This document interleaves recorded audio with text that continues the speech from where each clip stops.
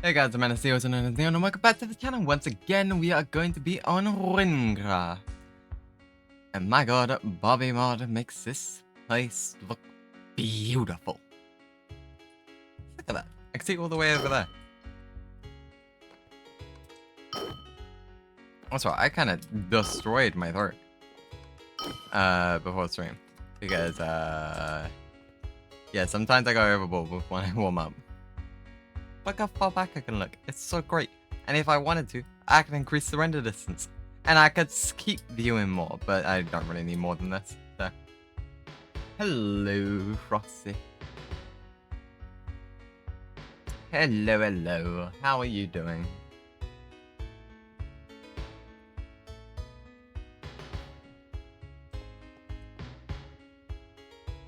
That's a colossal rat right there. You good? Good to hear. Very, very good to hear. I should probably join cool before somebody rages at me. I mean, he won't actually rage. I'm just joking. But I should probably join cool anyway.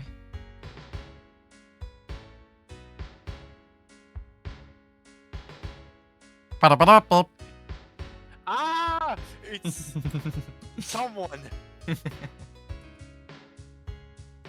And yeah, he is here.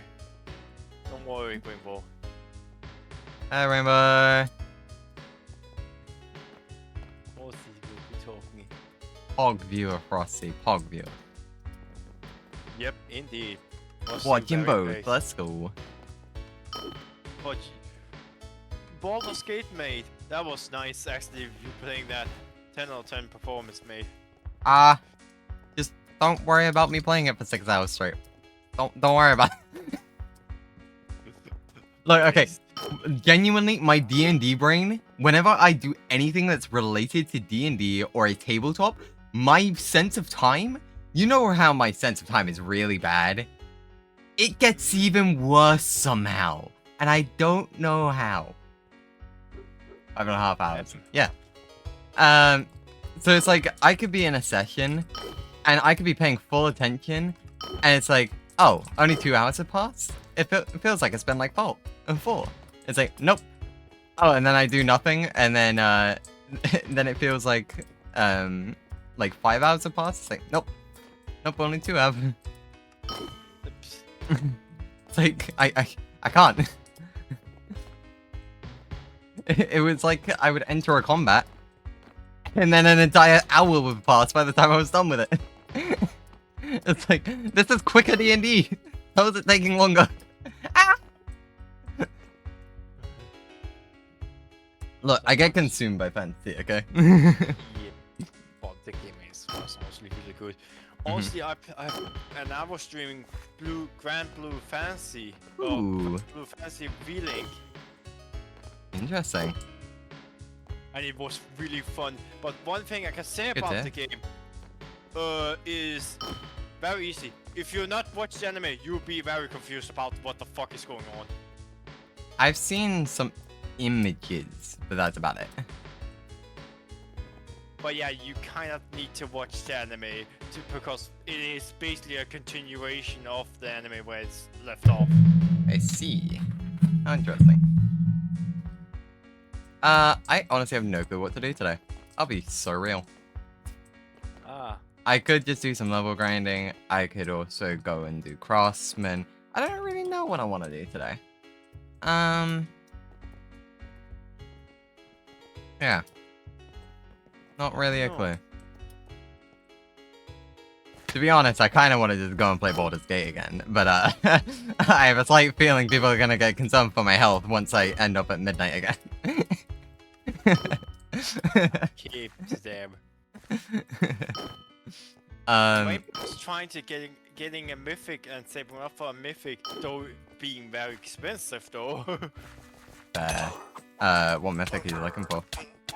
I don't remember what he said, but it's one those good ones like hero, hero, warp, and Fair. those really powerful ones. Okay. And it's around a minimum of 2 stacks of liquefied emeralds, basically. Oh damn. Yeah, he told me it's called Absolution. Yeah. How you doing, Rainbow? That is a very strong one here. Let me go look at it.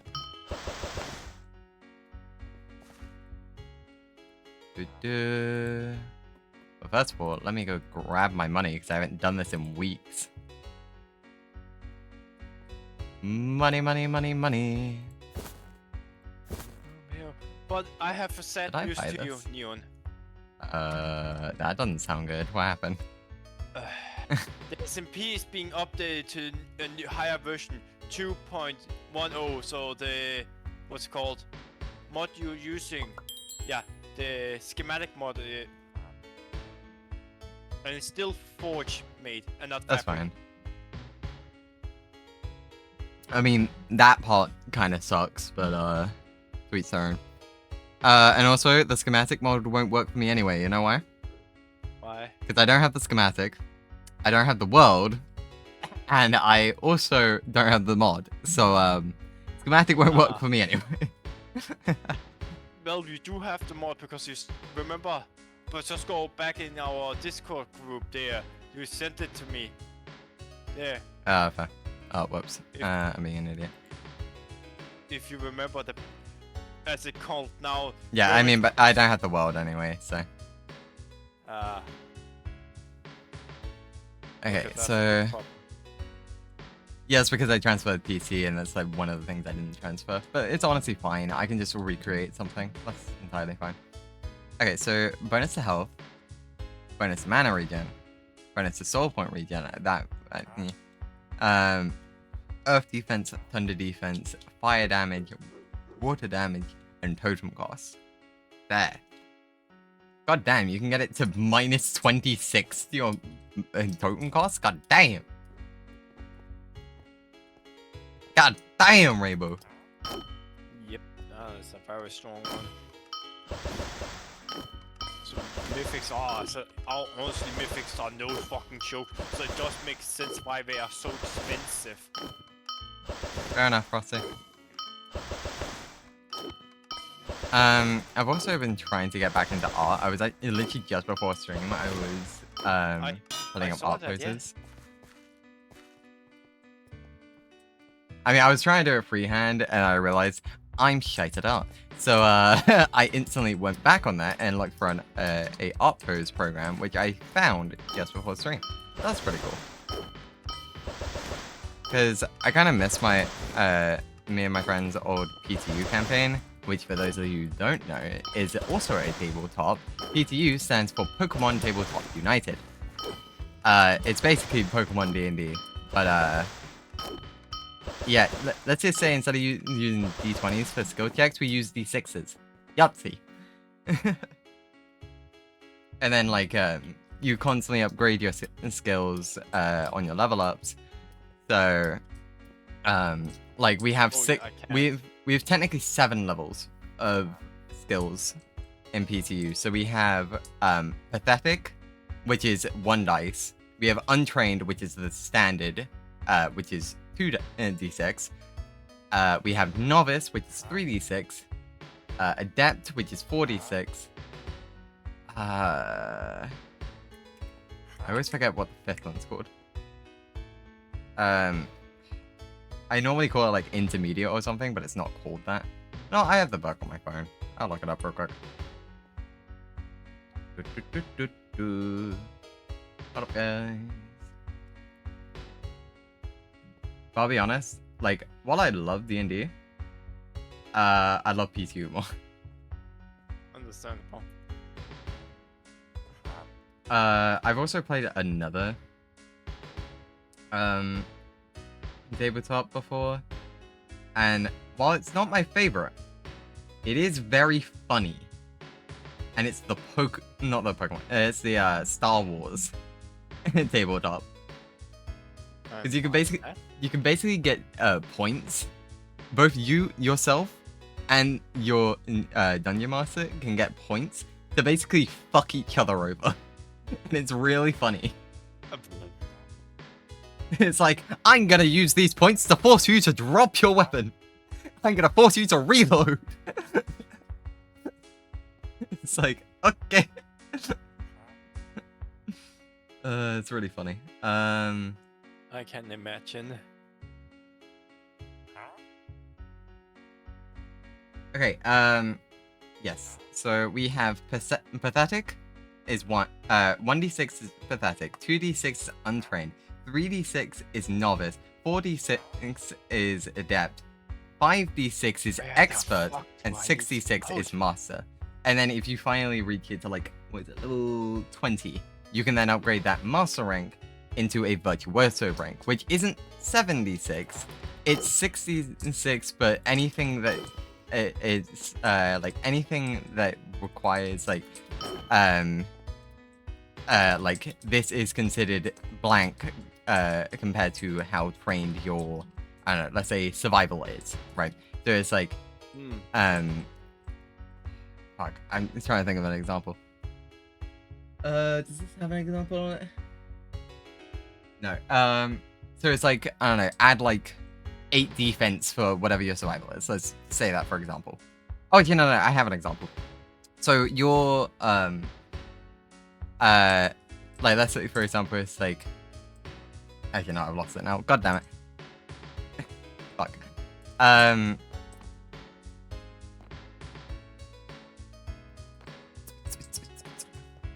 Oh, okay. Some damaging.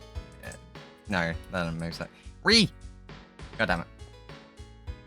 Train of thought. God damn it. Hold up. I'm going to search for an example. I'm sure I can find one pretty quickly if I just look at a class. I don't know, probably Rogue has one. I had to guess. I'm all the one ways.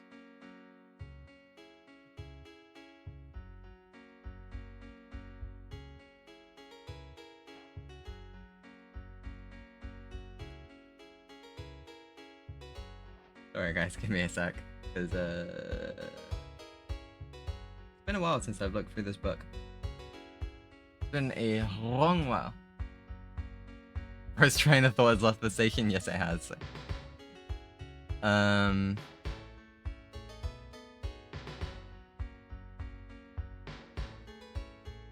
went the completely wrong way.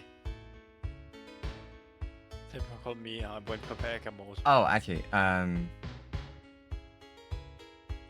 Telepath. Telepath will have one. I know it will. Yeah, okay, so the class Telepath has the feature Thought Detection, which states that, one, you need the prerequisites of telepathic awareness. It's a different feature, don't worry about it. It's a scene move, and it's a standard action, so it takes an entire turn in order to do, and you can do it once per scene, which is like once a battle, or like once a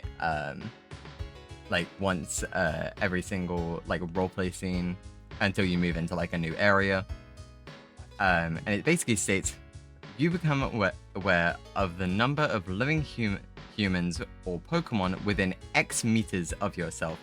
X is equal to your focus rank tripled. So if you had a normally if you had a master rank, it would be 6 times 3, which is then 18, right? But if you had a virtuoso rank, your focus roll, whenever you would roll focus, it would still be 66, but whenever you would use it for thought detection, it would be considered 8. So instead of being 6 times 3, you would then do 8 times 3, which then becomes 24. Instead of, what is it, 18? Which is really useful. And it's also just a really cool concept. Instead of you having a bunch of, like, oh, here's a +2 to this roll because, yes, you are, like, dexterous or whatever. It's like, no, you don't even need to be, like, dexterous or that. You can just have trained the skill. I think it's a lot cooler in terms of roleplay. I think it's bad to think, like, oh yeah, because I am good at balancing, I'm also really technical with my hands, you know? It's like, why am I good at sleight of hand? Because I'm good at acrobatics. Doesn't make sense. I know it makes sense from a gameplay perspective, but like, I just prefer PTU because of stuff like that. Got little details. Oh, and also because, you know how in D&D you have what, like 12? No, there's like 13 or 14 classes. In PTU, we have like 70 something. Jesus Christ. Keep in mind, it's an unofficial tabletop. But to also be fair, because there's so many, it's very hard to balance them. Although everyone agrees there is one clear winner when it comes to the strongest class, and it is Warper, by far. Which is basically, hey DM, fuck you.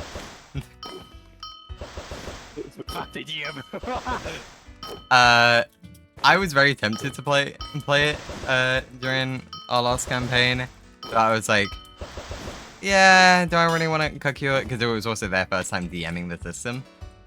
So I was like, nah. And also, one of our other players had picked it up. They were also new to the system, so I was like, yeah, I'll just let you run with it.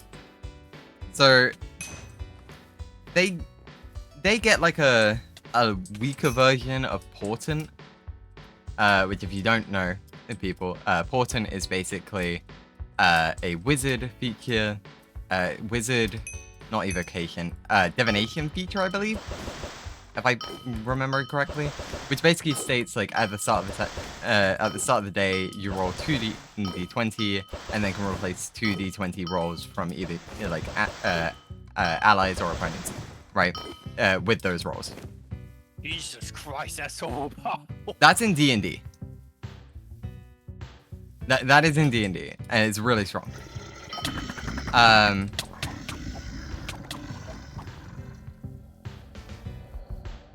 What green blocks are in the nether?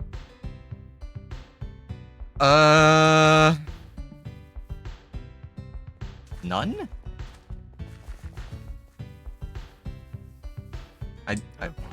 I don't think there's any green blocks.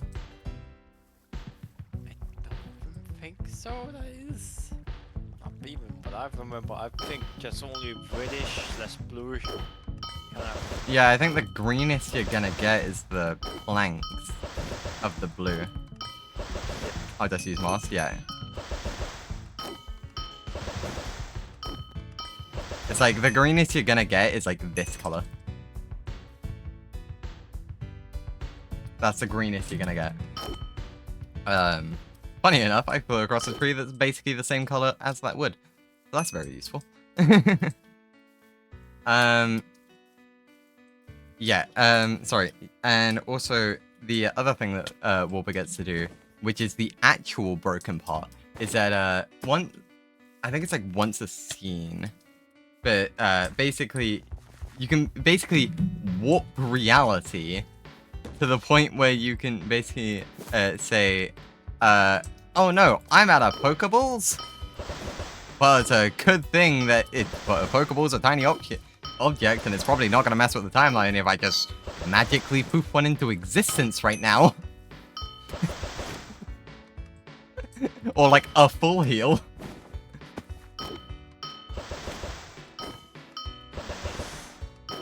Yeah, I'll go through Warper. Because it's a very funny class. Very, very funny class. I have to go BRB for a moment. I will be right back. Leon can entertain you guys. Yes. Ah, yes. Okay. I'm gonna need a Discord bot while I do this. Hold up. I need assistance Discord bot. I need... What server is it that I need?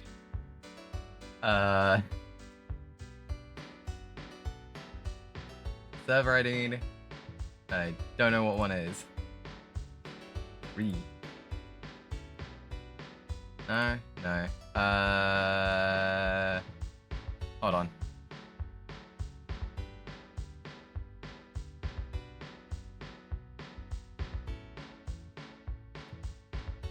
There it is.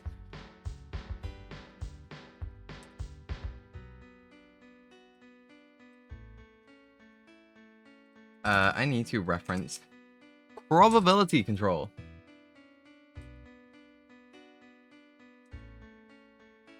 Actually, you know what?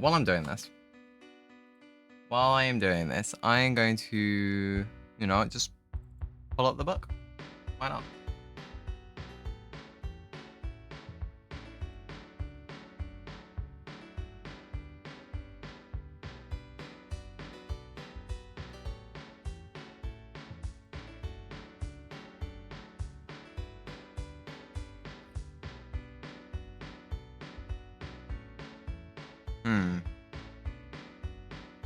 Seems it is not allowing me to do so.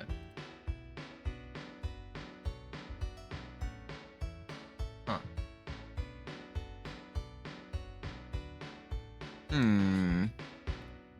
1 second, guys.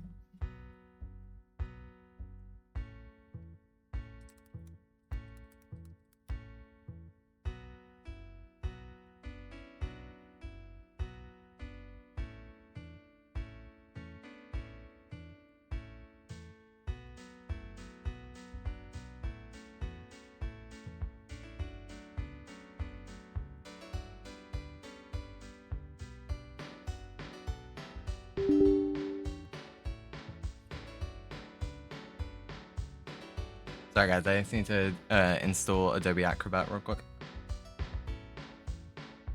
And then I can open it.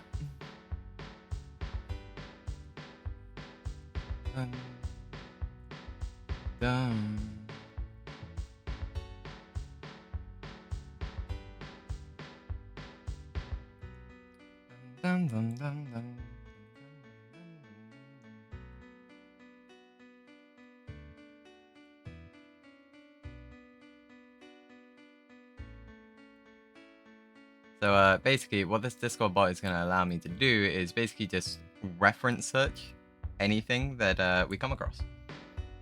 And it's great. And I love it. It's great. I just need this to install. But just for now, we will start because I do have it up on my phone.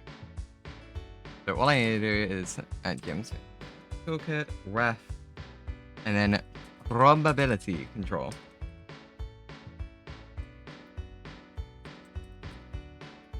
Probability control.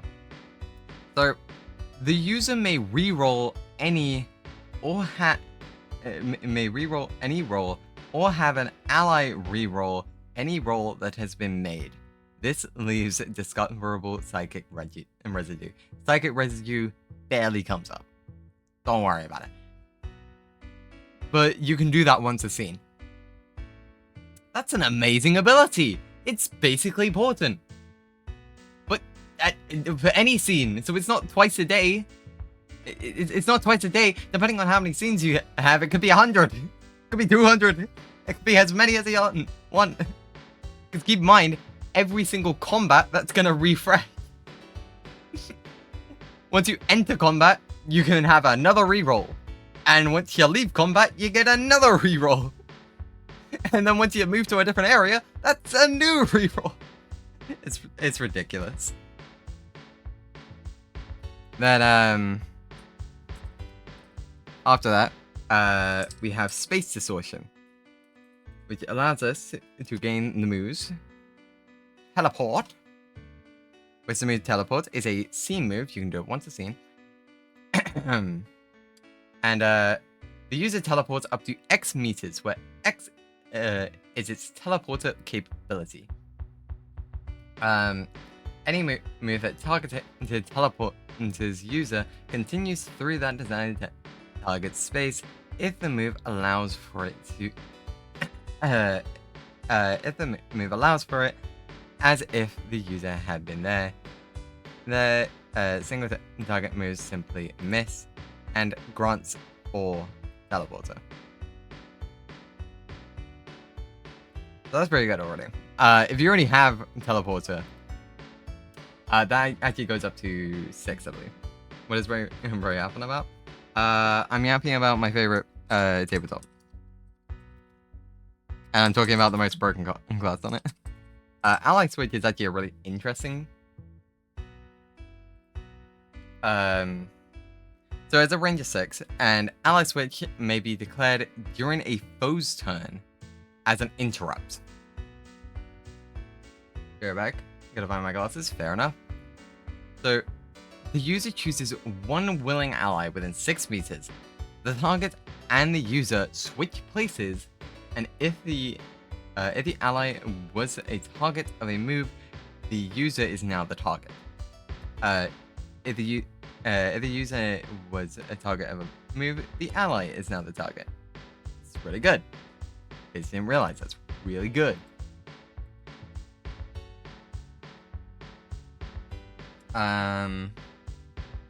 Okay, that's there you go. Cool. You can close.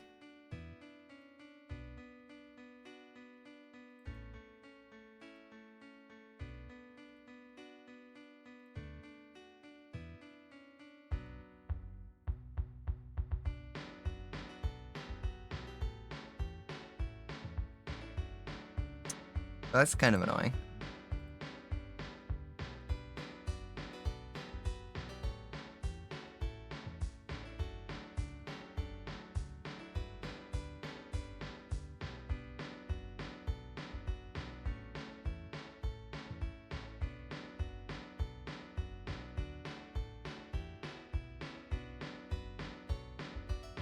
Hold on, guys.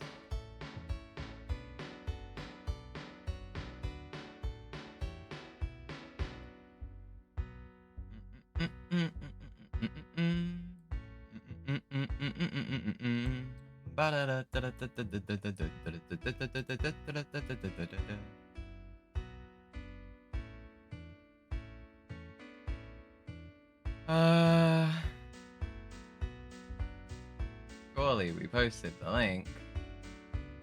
No, you're gonna go force me to get the link. It's kind of annoying. Yeah, I'm just gonna keep scrolling. There's more. A lot more. I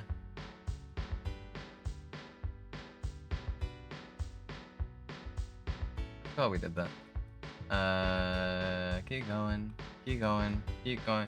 I'm sure we must have, at some point, posted the link in it.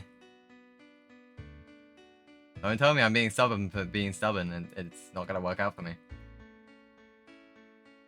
I've posted so many of the books in here in single format. There's no way I have not posted the entire link to the entire Google Doc. Otherwise I'm gonna have to go to it manually, which is probably gonna be faster at this point. But I'm being stubborn. For the sake of being stubborn. I feel like I'm not gonna find it. Slight feeling I'm not gonna find it.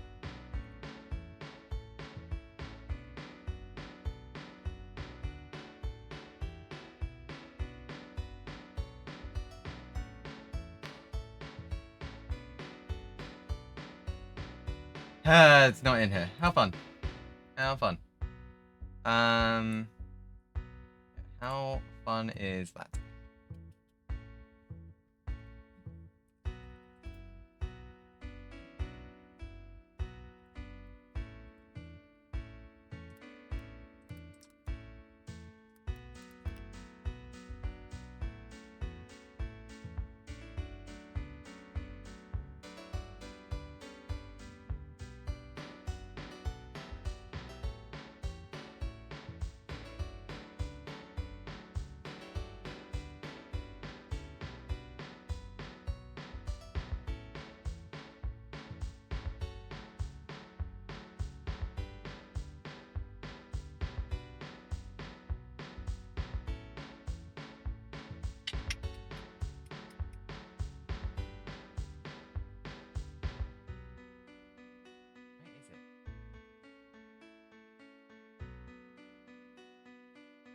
Not that.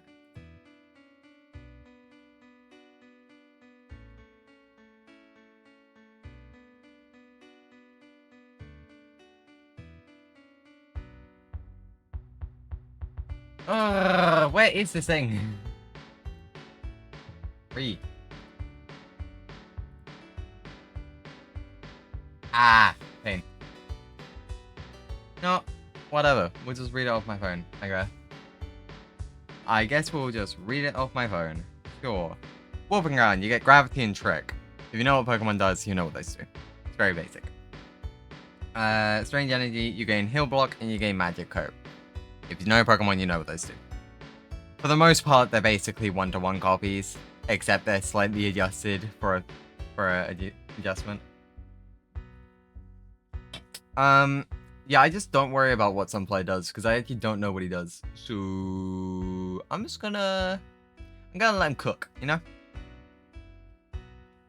Okay, so the other things that this does is we have Farcast. So let him cook.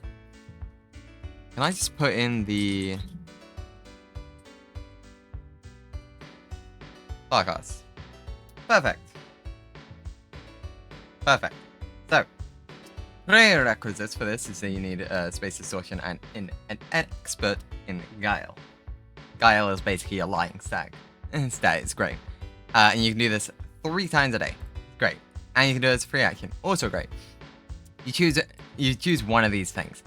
So, you activate Teleporter as if your Teleporter value were 3 times its normal value, or you may take one willing Pokemon or trainer along with you as you teleport, so long as you are touching them when you activate Farcast.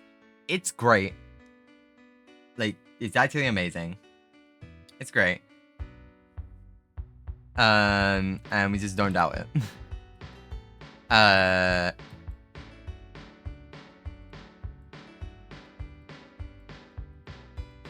Oh yeah, you can also just expend two uses of this thing.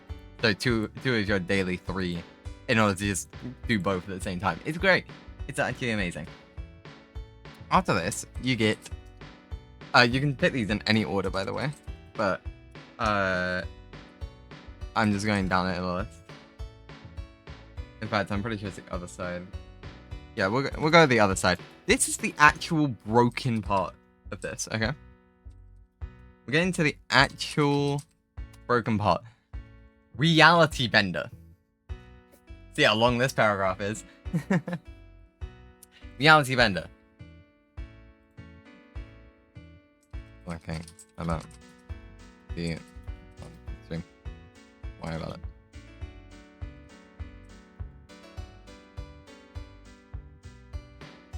So yeah. You are able to subconsciously alter the fabric of reality to change small facts or circumstances. If your character is confronting a random event, such as a die roll, coin flip, or cards being dealt, the character may activate this feature to influence the event. In this scenario, the GM provides you with 2 possible outcomes. You pick one of them to actually occur. This means you always decide the outcome of binary events, such as a coin flip, cheating cards, or slot machines. Flipping cheating cards or slot machines is much harder. As a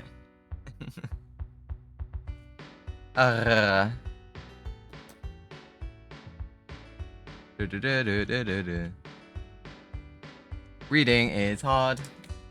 Isa. Multiple outcome.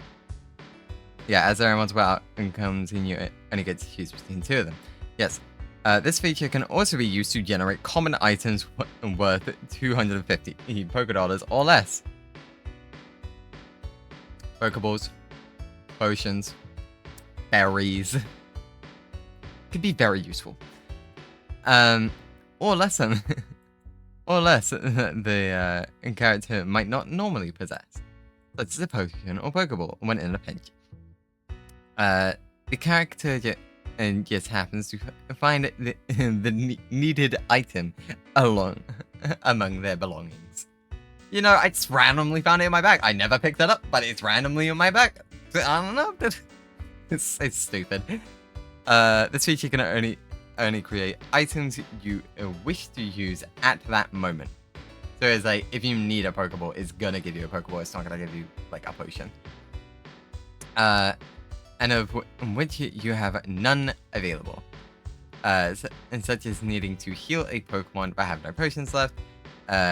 Items created with Reality Vendor must be used quickly after activating the feature and cannot be stored for later. Yeah, I know it's playing story mode. This is up. And you can do this once a day, which is... It doesn't seem like a lot. But then you realize that's 250 Poké a day. That's saving a lot of money. There is a lot of money being saved. And then finally you get Warp Transmission at Master Link.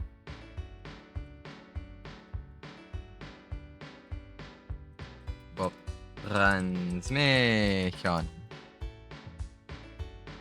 All adjacent foes to the square you end in after teleporting or using Ally Switch have their evasion lowered by 3 for 1 full round and cannot trigger attacks of opportunity against you for shifting until the end of your next turn.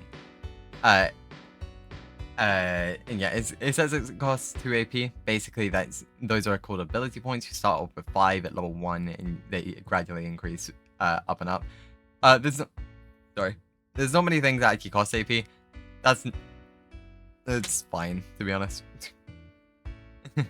And like by the time you get to it, you're like at level 12 because you need level 12 to get master stuff. So yeah. Yeah, I guess let's get back to running around in Wynncraft doing nothing. I'm surprised I didn't die, to be honest.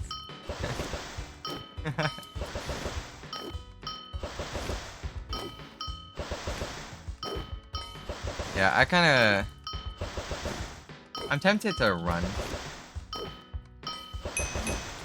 Hello there. How you doing, Force?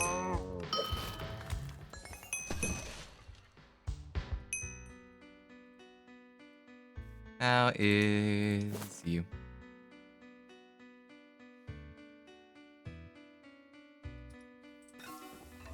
How are you? I'm doing pretty decently. I was just talking about some PTU stuff.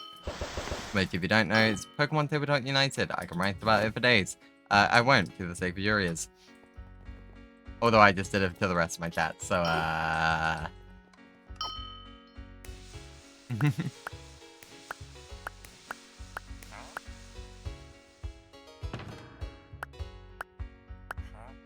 Oh god. Oh, you're finally back. That took you a very long time. And he's silent again. Okay, there you go. Sorry. No, you're good. I just had to take a very big dump. That's the only thing I was saying. I see, that's what it was. Panic dumping. Cool. Panic dumping! Panic dumping!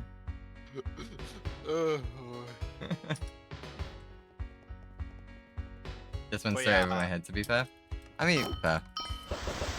I do agree, I was a long way, but yeah, I really needed to take that dump. Fair.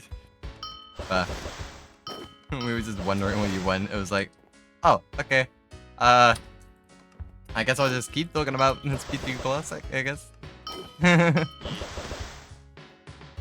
one thing I'm thinking of, like, there are some people that think, oh, graphics is everything. No, it's not. Like, bruh. Yeah, no, sure. There's been multiple situations where those games that focus too much on graphics, those terrible games, honestly. What was the new one called? The, what was it called? Like, Forsaken or something like that? Yeah. It was like all graphics and no story and like trying to appeal to women. And it was like no one fucking liked it. Not even women. Yeah. It's like, no. Cut. We don't play games to be grounded in reality. No, no, no. if we want to be grounded in reality, you better be making it like fantasy grounded in reality, like Monster Hunter or something like that. Like fantasy that you could believe could actually be real. Like, but we don't want reality. Don't give us that. No. No. Basically, so even like Elden Ring / Baldur's Scales, they have very high, good quality graphics. Like that's fine with that. But yeah, but it's a story. It. Yeah, but it was a story that got people captivated. It was the gameplay. Yep, and the graphics does not matter. Yeah, no. I swear, like, games companies need to stop thinking, we need to make the prettiest game on the face of the planet, and just start thinking, okay, how do we make a good game, and then can we improve the graphics later? Yep. Because, like, no one wants to look at an ugly game, but, like, if the gameplay is that good, they will bear with it. Like, let's say, for example, like Minecraft, I will say Minecraft. It doesn't have the best graphic, but the gameplay loop and whatnot is basically made it the most sold game out there on the market. Basically. I mean, what's a newer one? Like, let's say, for example, Deep Rock Galactic. Deep Rock Galactic, like, graphically is not good looking. Let's be honest. It's a bunch of polygons. But it works. It works for its style, and then also, its gameplay loop is so fun that no one bloody gives a shit. Indeed. Or Pizza Tower, which I know, that was also a very popular game. It's like, you look at, like, the newer pixel art, you look at the newer pixel art style, it's like, you look at the stuff like Octopath Traveler, it's like, god damn, this is pretty. And then you look at Pizza Hut, it's like, well, that looks shit, but it's really fun. Yeah. Deep Rock Galactic do be good. I wish I had played in Deep Rock Galactic. But the problem is that I feel like I'm not gonna enjoy it if I play it by myself. So it's like, if I'm gonna play it with a group of friends, but I need to convince a group of friends before I do so. You know? Yeah. Oh, another thing you can do with graphics is like, what's it called? Let me think. Borderlands graphics. Most people will immediately know, oh yeah, that's Borderlands, because of how they've done the graphics basically. Well, actually, people actually hated it in the beginning. People hated the graphics in the beginning. And then they leaned even further into it. They were like, you know what? Yeah, we are trash at making visual stuff. Let's just lean into this. And then it worked. It was great. Yep. It felt very comic booky. Immediately, that's the good thing about making graphics. If you can actually lead into a certain art style, people will immediately know it. Oh, that's that game. It's basically. like, okay, I have no experience with this anime, so correct me where I'm wrong at places, but I know the art story behind One Punch Man. Never watched it, but I do know that its art style in the manga was dog shit. Yes. But the story was so good that people enjoyed it. And I've actually seen that in like arguments towards like AI art. It's like, you don't need good art to make a good story. Yep. You like sure, AI art will make it prettier, sure. But like, there was another person who helped the original creator. Which made it look good, basically.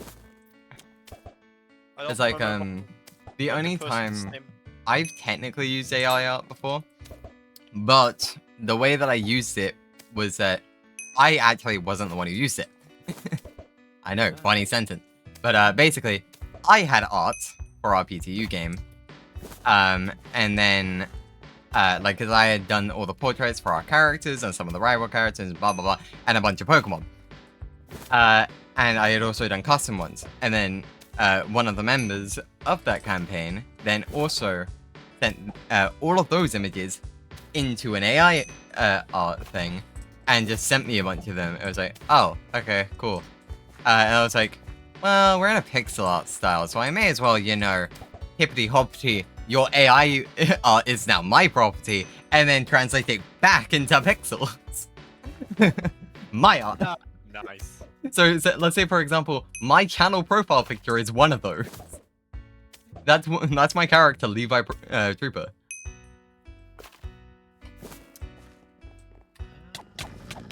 So it was initially my art, but I suck at art. It was sent through an AI art thing, and then I translated it back into pixels, which, in my opinion, made it look even better.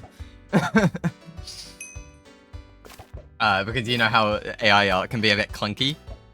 Yeah, so it's like I know. Yeah, exactly. So like I got to do final touch-ups, but it's like I just suck at line art. I do. I fully admit it. I suck at line art. So like having something like that actually really assists, which is why like I tried to freestyle art just before stream, but I couldn't do it. So I'm gaining art models in order to do it. I'm not buying them. I'm just I found a free website. It's that way I could just post them as I liked. It was like I can just screenshot that and then do it off that, because that's how I used to do a lot of my art. Because art, like posing art figures, I don't think counts as cheating. Because we do it at IRL all the time in fine art. So I think this is fine. I mean, I'm technically like at points I'm gonna be tracing, but for the most part I'm not. So leave me alone. Let me do my art how I want. I suck at freestyling. Unless it's Minecraft building. Then I don't suck at freestyling.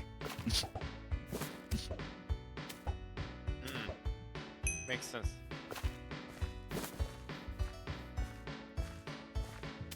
I mean, yeah, Senpai, you do coding, right?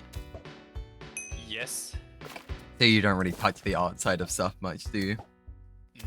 No, not much at all. No. What do you do coding for again? For games, right? For what? Let me get that sentence a second. Like, what do you do coding for? Is it like websites or like games or? Oh. What do you do it for again? Usually webs, apps, applications, or in certain situation, like a certain site for someone. Here, as of late, I actually helped a colleague. I got a job, a colleague, basically helping a... It's called... dentist, I forget the English word. Oh no! It's all good, it's all good. And also, thank you, Louis. It's basically those people who clip hair for you. Oh, hairstylist, barbers. Yep, a barber basically, where it's just set up a website for them where it's very easy for a database and whatnot. And yeah, graphic designing for, yeah, yes. for websites, yeah, which is very simple. I mean, it's not simple to someone who's just started doing it, but like once you have it down, it is simple. Let's be honest. Especially like even for like people who don't even know how to code, like it's simple for them now too. Because I'm one of those. You can use Squarespace, or you could use Wix, or you could use any of the multiple things that you can just use for free. Yep. It's like, yeah, you can make an actual decent looking website now.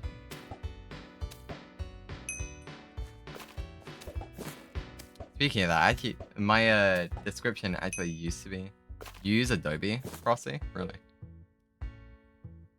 For websites? That seems like a strange choice. Yeah, I've seen worse. Interesting. But like around summer somewhere around there, July around there, I'm actually thinking, since I have a long time kind of off, and not too much work around there, I actually thinking of trying to mod a Terraria mod. Fair enough. We're going for that. We turn it into Twitch content, let's go! You do the coding, I'll do the art, let's go! If there's one thing I can do, it's fix the lot. Indeed. But you don't have to do it, mate, because it's stream content, let's go! Stream content, let's go! You just get Luke on the project, because fuck it, he also knows code. You can just test between each other. But I'm sure it's C++, basically. Yeah, that's what we learned in college. Oh shit. But he likes JavaScript more, what I No, heard from him. I know. I'm just saying, it's not like he doesn't know it. No, don't. Luke, if you're watching my VOD, don't worry, I'm not actually gonna drag you into this if we end up doing that. About, yeah. So... I mean, I'm pretty sure Zebby said at one point he wants to create a Minecraft mod. I was like... Oh yeah, that's... Oh yeah. I was like, maybe? Who knows? But it is in a higher version, and the weather mod is still there, so it's... The weather mods actually got worse now. Mm-hmm. No, knowing you create some kind of masochist mod and then force us to play it. Speaking of masochist mode... Oh god. He's getting close to the 100, guys. Well, that's not what it... I'm actually thinking of... playing... Fargo's Souls mod, aka Alternative / a Masochist mode. I see. Here, after I've done my current playthrough. Fair enough. That's gonna be fucking hell. Honestly, I'm gonna suffer for that. Yes, you are. Good luck. Like, I have my pain. Yeah, that's not my job anymore. I took my pain and then I dipped. Not my job, you know? Yeah. Oh my god. Dun dun dun. Da da dun dum dum dum dum. Da da. But I actually want to try probably some random bullshit, honestly. I don't know. I will see on that when it comes down to it. I mean, like, when it comes down to it, it's like, it's not just like coming up with an idea, but it's like coming up with an idea and then actually fleshing it out, which becomes a lot harder. Because, like, let's say, for example, when I was in my first course of college, one of our first game design projects was to basically create a game document, which, by the way, we just had to make a mini one. My one was 14 pages long. And that sounds like a lot until you realize actual game design documents are like 100 to 200 pages long. So no, it wasn't long at all. But it was like you have to flesh out game design mechanics, how it would interact with a controller or a keyboard, what would the fucking key bindings be? Would the key bindings be adjustable? What else would be adjustable? Would you include like disability modes like impaired hearing or sight, like color blindness? And then like also introducing like, this is the concept of the game. Here's some art pieces around it, you know? It was like I don't know code. I don't know what I can do and what I can't. So I'm just gonna make a bunch of art pieces. I decided to do something that was designed around the 7 deadly sins. So I did 7 pieces of art for them, and yeah. I came up with a cool idea, but it was like, yeah, if I ever decide to make this, no, I'm not. No, I'm not. Shut up, me. No, you're not.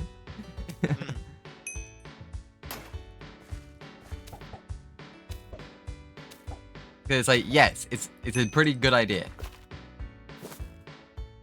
But it's so complicated that I don't think I would be able to execute it to the standard that I believe it deserves. Yep.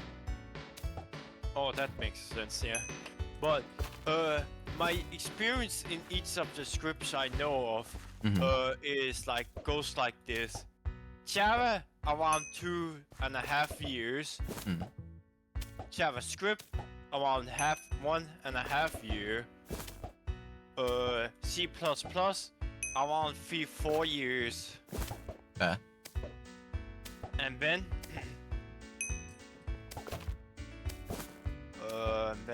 Email. if you know what that is. Mm-hmm.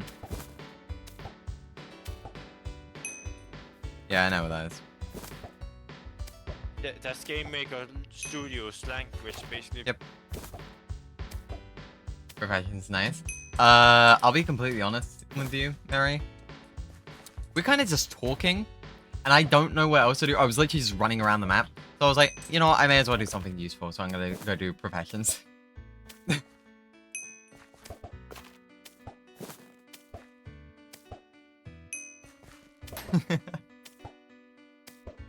Sorry, it's somebody you can do that. Yes. But honestly, if you actually want to make a 2D game, Gmail is probably the best one for 2D. And then 3D is basically Unreal Engine. Yeah, me and Luke, when we made our 2D demo, we made that in Unity. Which I'm pretty sure caused him some annoyances. I'm sure when it came to our next project, which me and my group also did in Unity, because fun fact, so during our second year of college, this wouldn't have been Luke's second year of college, but second year for the course, basically. Our very first project of that second year was a game design project. Me, Luke, and I don't remember who else was in our group because I'm pretty sure we just did the work. We had created a game demo of like floating islands. Came up with a basic story that genuinely we could keep delving in on. The art was not good, but to be fair, that was also my first attempt ever doing pixel art, and I did all of the arts for it.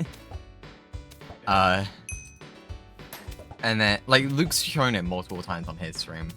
I don't have the link, so I actually can't show you guys. But he spent ages trying to figure out Unity for that, which was honestly, like, props to him. Because all I did was art. Like, it's short. It might have been, like, I think it was around about, like, 70 assets within that 1 month. But still, like, I would not have been able to do the coding that he did. Because he coded out entire cutscenes. And, like, pull-up prompts and, like, everything. It was like, how did you figure this out in a month? All I could manage to do was figure out how to slightly improve my pixel art with every asset. That's all I could figure out.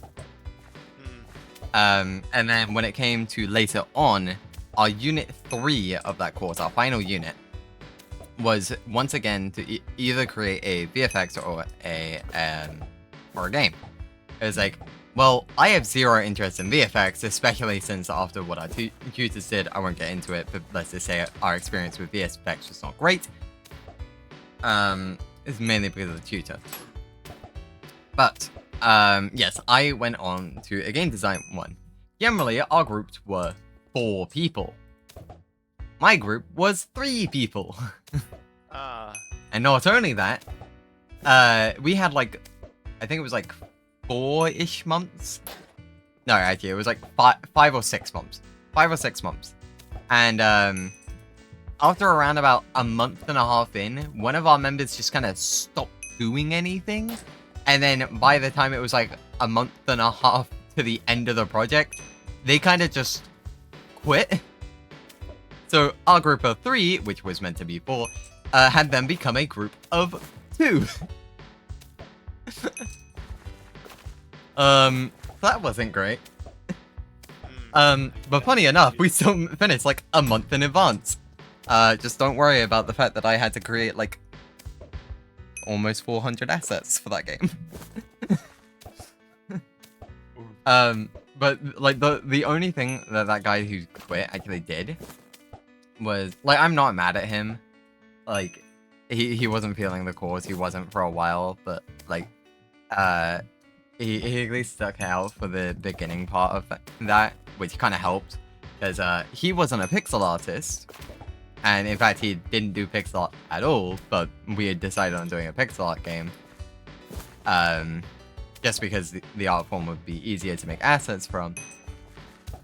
So he did concept art of some of the main characters, and then I translated them into pixel art. That took a long time to figure out how to do. Like, the amount of variations I had to create just to try and get it right. For, like, a cat girl, or, like, the witch/wizard, and then, like, a barbarian, one of each, one of female, one of male. Girl. Question mark? It was, like, a fantasy, I see. setting. I think we called them, like, fellas, or something like that. I think that's what we called the race. I think it was fellas. Interesting. But yeah, it was like, the criteria was like, you need to have like a character creator. It was like, okay, so yeah, we needed to pretty much, like, basically all we did was I created one asset, and then our coder basically found a way so that way I didn't have to create hundreds of assets. So that way basically he just color shifted a bunch of the assets. So like, let's say for example, the one that I created had white skin, because it's really easy for me to adjust to white skin compared to any other color, because the darker colors are so, like, it's like you either go really dark or you go really, like, weird color with darker skin, you know? And also it's easier to trace lighter skin colors, and separate it from, like, borders. So I had created a, like, all of the characters as, pale skin, right? So, like, he found a way to just, you could change the skin color, you could change the hair color, you could change the fur of the coats, and I had just created 2 sprites for the player character. And then it was like, you could put your name in, you could put, your, fucking, what's it called? Pronoun or whatever. It's like, cool. But that was basically it. Like, we didn't really, well, no, we had created 2 levels. Basically, initially, we were like, okay, I'll create 1 level, coder creates 1 level, and other guy creates 1 level, and then I will create all the assets for it, right? Fun fact, I designed mine in Minecraft. Damn. So, like, I knew exactly how I wanted it to look before I even started doing the pixel art. So my one actually turned out pretty good. Yeah, so eventually, coder was just too overwhelmed with the code, so I was like, you know what? Don't worry about it. I'll create your level as well, because I was running out of things to do. So I was like, it's fine, I'll do it. But then the other guy didn't even come up with a level before he left, so yeah, we basically just had those 2 levels. Oof. Like, it didn't turn out like as much as like as good as we wanted it to be. The hitboxes were also kind of weird, so like there's parts where you can actually get glitched. It's very, very glitchy game, but it was fun to make, at least. I expected nothing else. The game it takes a lot of time to fix and whatnot. Yes. Like, keep in mind, this was 6 months of 2/3 people working on it, who also have no experience in game design. So it's like, yeah, you're gonna expect it to be bad. It was fun to do. I mean, like, our team basically had no communication the entire time as well. It was like, I tried reaching out.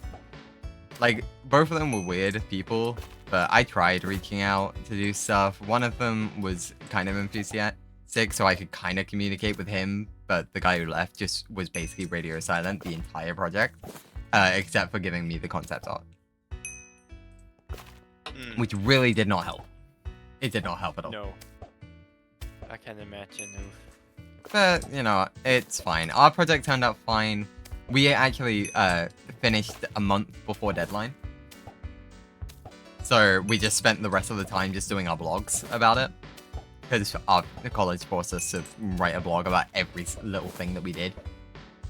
So, yeah, we just spent the entire month just writing up our blog about it.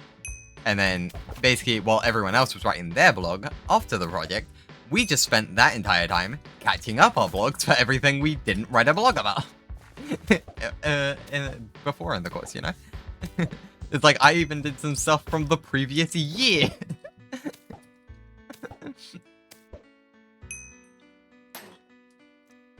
So that was kind of funny.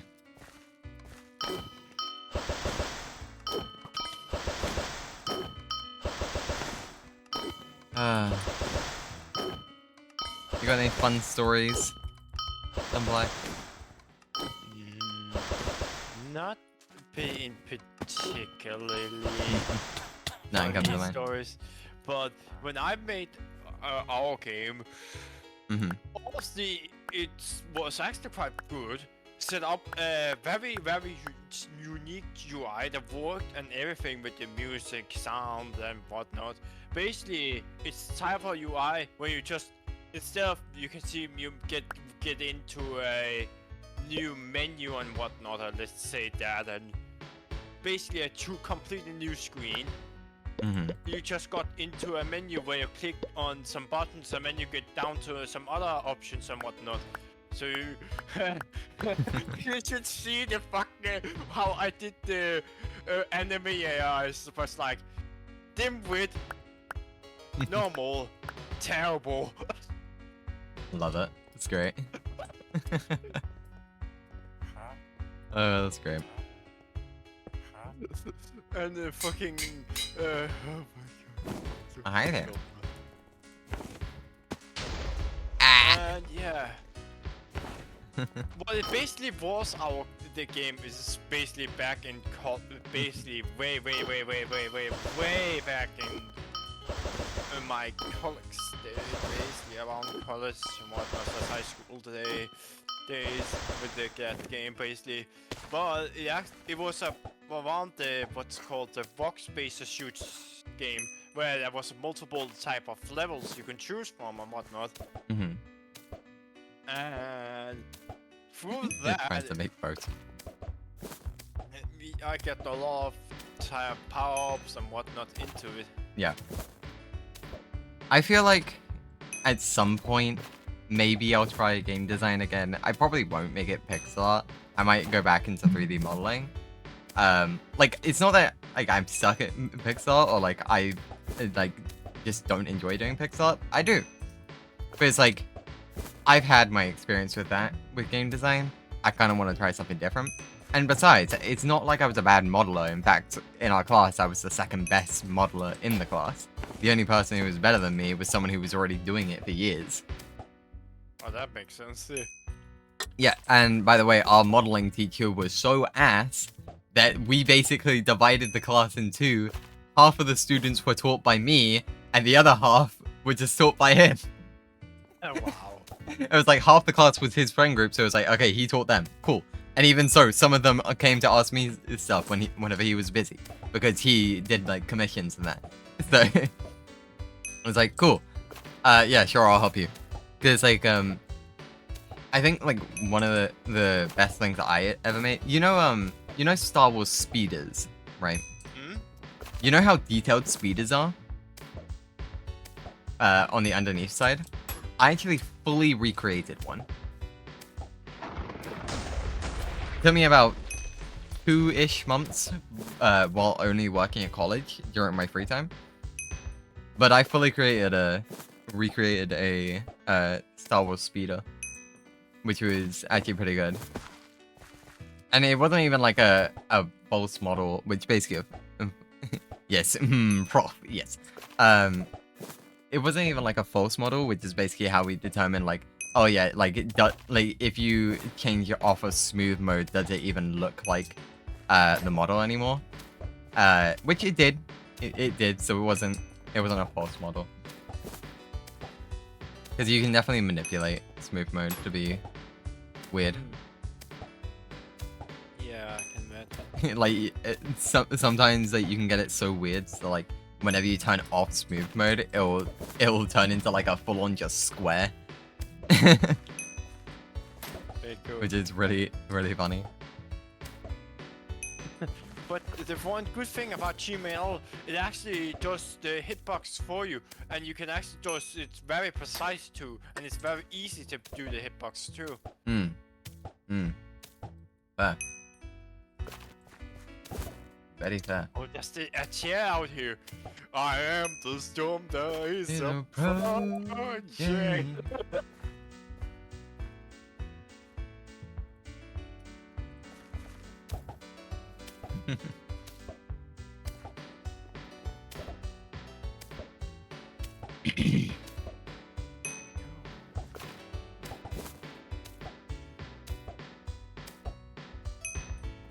Yeah, like if for nothing else, like maybe I might try doing 3D modeling again, so that way I can try and make custom items for Minecraft. Because I think that'd be cool. Like even if it was just like a roleplay kind of pack, you know, or like a roleplay mod. So it's like add like a staff or something, just for the sake of it. And it's like not even an actual. Like it doesn't do anything. It's not like a weapon or anything. It's literally just there for being a prop.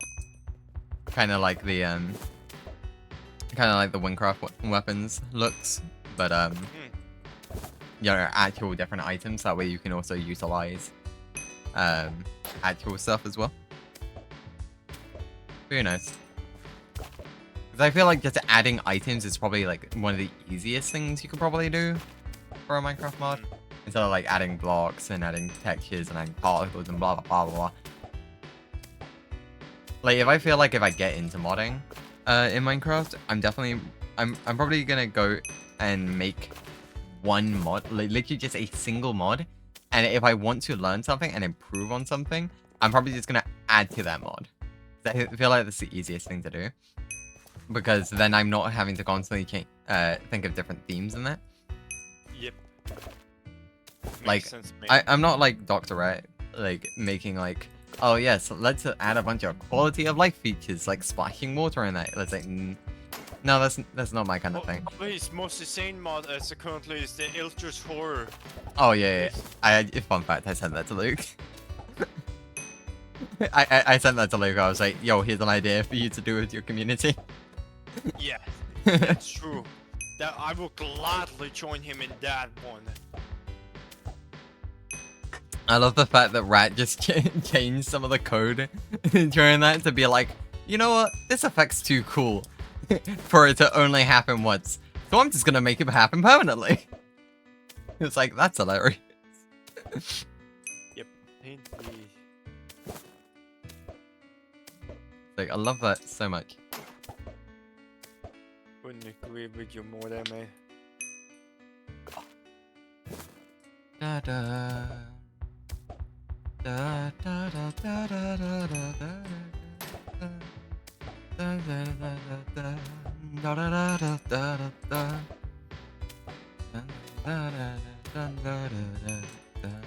Oh, Did you crash? Did you just crash? no, I just got kicked. Oh. Complete quest. Ah, no, fuck you.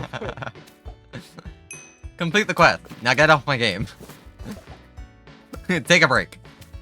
Go to sleep. Oh my god. Like, no game, I must grind. Oh, is it that person who just said the shout there? Aurora, isn't that the person who was with you? For? Oh yeah, that's Iora. Yeah, I occasionally go into a chat. He hasn't been on Wynncraft in a while, but the past couple of days she's been back on it. It's pretty good. Like, I think the last time I looked, she was at like 18 viewers, which is like much higher than what she's normally at. Yeah. Normally she sits around about like 7 to 8 people. So that was pretty good. Good to see, good to see. It's like, here's the thing. One of the best moments you can be on if you're going to be doing shoutcasting for your own Twitch stream, one of the best times you can be on is double XP weekend. However, the server is so laggy that your stream quality is going to be way down. So it's also the worst time. True. It's why I kind of like doing basically nothing on double XP weekend. Because otherwise the stream is too laggy. It's like, I don't care that I'm getting double XP. I can't do anything. And it's not because you have a bad PC. No, it's just the server's lagging out because of how many people are on it. Way too many peeps. Yep. That's kind of why I'm tempted to just avoid the server when Fruma comes out for like a couple of days. Just because I feel like it's going to be flooded. Fair enough, Rusty. I'll probably test it, you know, on one of the day and see if it is really laggy. I'll just do another stream instead, basically. It's like, who knows, maybe a couple of YouTubers might also come in and, you know, do their thing when Fruma comes out. Especially ones that enjoyed it in the past.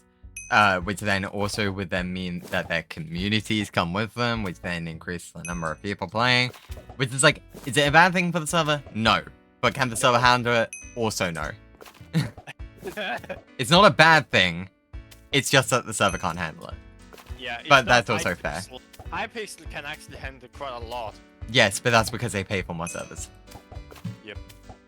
But like, it's fair that their server doesn't pay for more servers because they don't get the attention that some like a server like Hypixel does. So they don't need that many servers. True. Because like, how often do you see this server completely filled? Not often. Nope. Like, not even on double XP weekends. That's true.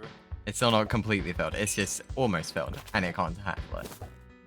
It just can't handle it. It's too many actions. Which is unfortunate, but at the same time, it's good to see that at least the community within itself is thriving. You know, it's not like it's going anywhere. Besides, people are still willing to pay for bombs, like EXP bombs, or loot bombs, or shout bombs. You know. And then the community is just also nice to each other. Like the loot boxes there. Yeah, exactly. Like, are the loot boxes mandatory? No. In fact, you can get, like, if you buy a rank, you can get them for free. And in fact, speaking of that, I could probably do... Speaking of loot boxes,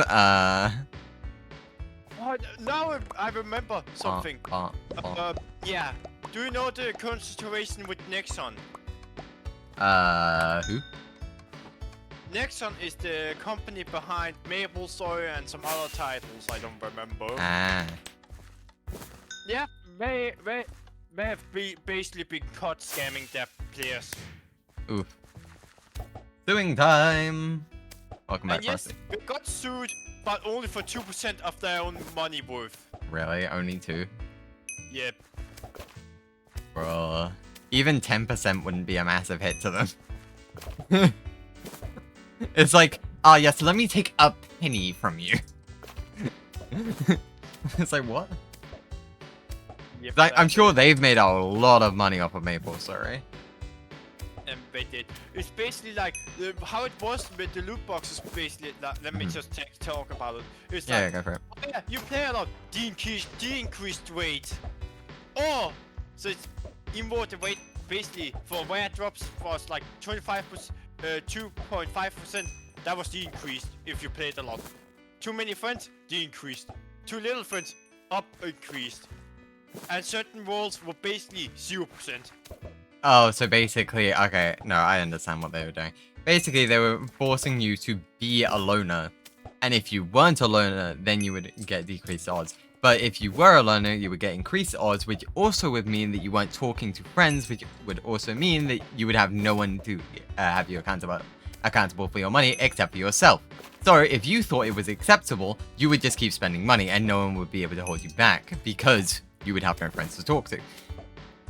And also they did which another is thing really fucking scummy.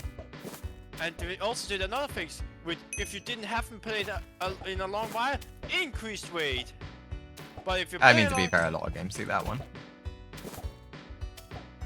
It's like a catch-up mechanic, but like, I don't think anyone cares for that one. I think it's like mainly the other thing, you know? Yeah.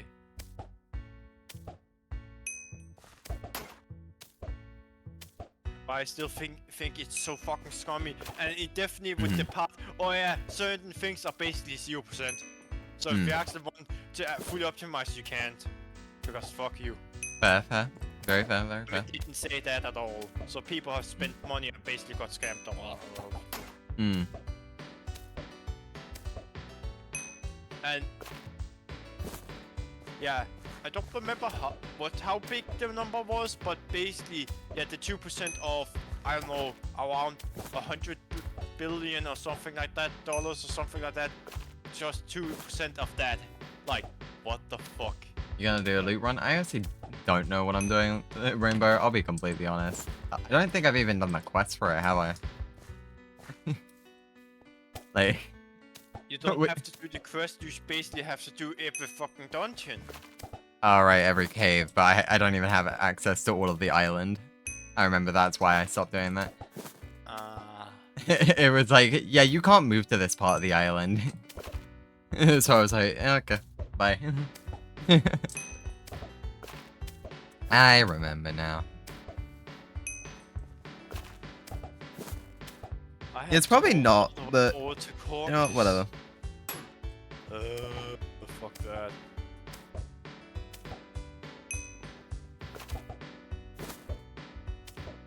I mean, it's not like I've made better decisions in the past, Force. So. Oh, could we do a guild raid if you're willing to do that? I mean, potentially, yeah. And maybe a raid after that. Who would you even want to attack? Jesus, what is happening to Caucus? It's what a mishmash of colors. Wait, what? Oh, yeah. It certainly is. I see that, yeah, the Dawnbreak of... What's it, dude? The Dawnbreak Dynasty, that's your guild, isn't it? Force?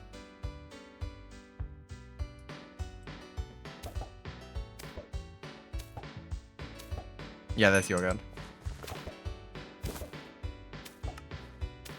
Yeah, so they're taking over Trom, so let's leave that alone. What? I mean, we could always try Rymek again, but it's mainly high-end medium defenses on that, so... Yeah. It's like the only real, like the only actual place you could probably go probably be Caucus, but I don't really want to attack Beam, to be honest. Ow. Understandable. Oh, right, Rymek, that's a bit difficult to do. Yeah, there's not really many great places that we could go after, and it's like we could try going after some of Evichia's stuff, but like I feel like that's not gonna turn out well, to be honest. I can see that, yeah. Because of how much territory they have. Can't even go to Profession Heaven's territories, so that's out of the question. I mean, I probably could go over there, but you know, haven't done any of the quests, so.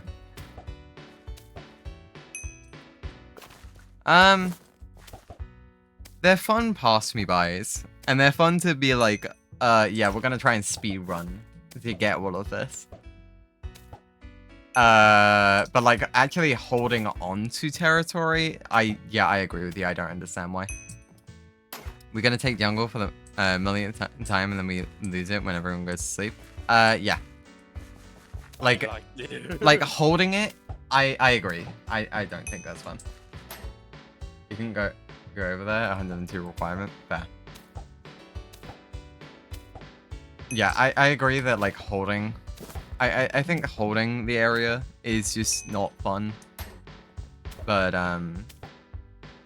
like just doing it as a guild, just trying to speed run as many territories as possible is kind of fun. Like unless you're like season reset and you have like a big guild that like can actually take over multiple places all at once. Honestly, I don't think it's happening. Like, you're not gonna hold it. And even those big guilds struggle to hold. Like, I'm sure if I look at these, like... Yeah, Idiot Co's had these places for, like, a day or two.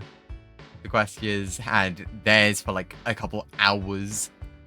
So like people have taken them and then they've just retaken it back. It's like they don't even hold it properly. Well, no, they do, but it's like, you know, it's taken and then they retake. So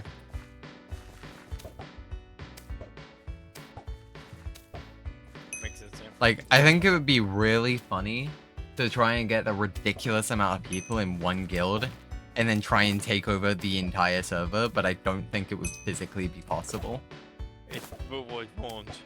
Well, unless you catch a time where like there's barely anyone online. True. You know, so like let's say for example, like a bunch of you guys have played Baldur's Gate 3, right? And I'm sure that's a big overlap. So like let's say for example a Baldur's Gate 4 game came out. Would you think that a bunch of people would stop playing Wynncraft for a bit to start playing Baldur's Gate 4? I think the answer to that would be yes. So I feel like that would be an opportunity to try and take over the entire server, which would also be really funny. And like, and you wouldn't even try to hold it. It's simply to try and just get a screenshot. Yep, like we did with the... Yeah, exactly. We did it with it. Yeah, exactly. And we did it with that. We just got a screenshot and then we left. Because we didn't care anymore. That's all we wanted. We just wanted a screenshot. Indeed. But like, I feel like that'd be your only chance. Long, though, I mean, it was... also though, like if you actually set it up properly, I'm sure like if you took over enough territory, it would be basically impossible. Like if you took over basically the entire map, I'm sure you would have enough resources to just say, yeah, no, you're not taking this. Because you'd probably be having enough to set everything to like at least medium defenses, right? Yep. And also you can use other resources to up the resource intake. So yeah, you'd probably be able to have so many resources that, yeah, you could probably just make it near impossible to take anything. Making just high defense. High defense. I feel like that would just be very funny, but it would be so difficult to do that I just don't even want to do it. And it's like you would also need to wait for perfect timing. It's like you know, Hypixel Skyblock. Did you hear the story about how there was like a group of players that wanted to vote for the worst mayor? So they waited like a half a year for the perfect opportunity for them to strike a plan for trying to convince the entire server to vote for it, and then it actually turned out to be good in the end. Well, yeah. Yeah, Barry.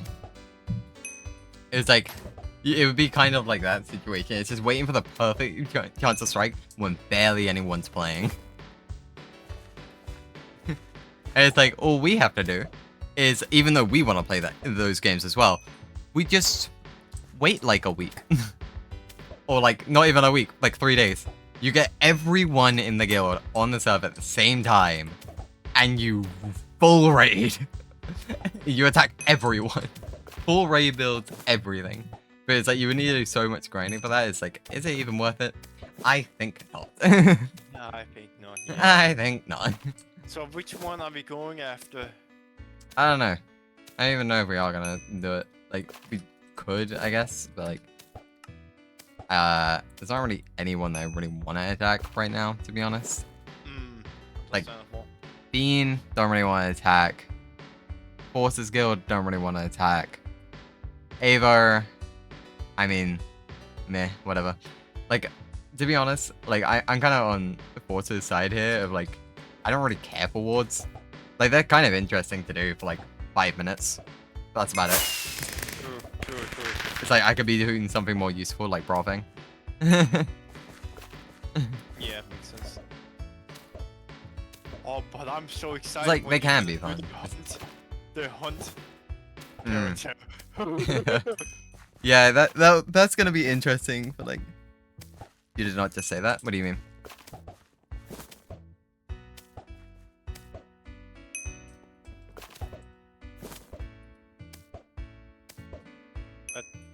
I'm confused. That you would rather do profs? No, I would. Like, I actually don't mind doing profs. Profs are just really relaxing to me, and like, as you can tell, I can do them without thinking. Like, I literally do them like 3 times and I can do them without thinking because I do the exact same route every single time. So it's very easy for me to like talk to chat or to go look at a video or do something else, you know? Indeed. It's very easy for me to do something like that. Sorry, just wars and pros are the most hated activities on Win. I mean, that's fair. Like, the thing is that I grew up on games like Monster Hunter. So games where you need a lot of patience. So, like, doing profs, it actually isn't that bad for me. Like... Yeah. Like, with Monster Hunter, like... Somehow, I'm not even sure if you fought this monster, because I think it's an Iceborne monster. There's a monster called Raging Brachydios. No, I haven't, yeah. You fought Raging Brachydios? No, I haven't, so... No. So, Raging Brachydios is so different to every monster in the game. It basically has... it's very explosive. And I'm not talking about Teostra explosive. I'm talking even more explosive than that. So, basically, it has this slime on its hand, head, and tail that it can fire out. And it basically uses that and it causes it to explode. But, like every single monster in the game, when it leaves the area when it's low HP, those will go to sleep. Raging Brachydios turns into an entirely different monster. And I don't mean like its form changes or anything. It doesn't. It's the way that it fights. So it's a slime that would previously explode now becomes pool of what is essentially acid. And then will occasionally explode. But also, he'll set it like he basically where he would do like lines of the stuff. He now basically sets the entire arena to it. And it's also even more crazed, more frenzied, and even more enraged. Oh, fancy.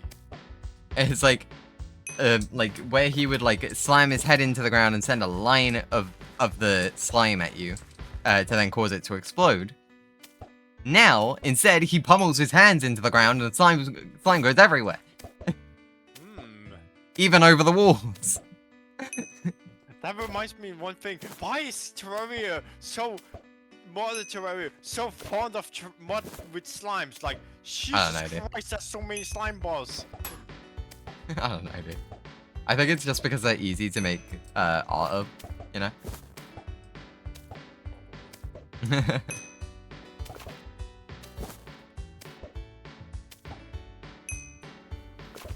Like, even I made a slime. Back when I was doing game projects. So, really did not mind. Oh, I can do Breaking Point! Breaking Point? Breaking Point is basically allows you to unlock the Colossal Golem. The next weight, basically. Interesting.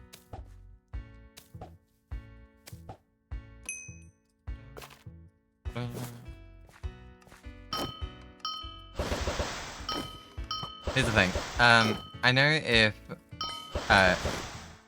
no. That's not right wording. I wish Luke had more time, because I feel like he would be willing to do some form of tabletop. Because I'd be so down to do a tabletop with Luke. I feel like it would be so funny.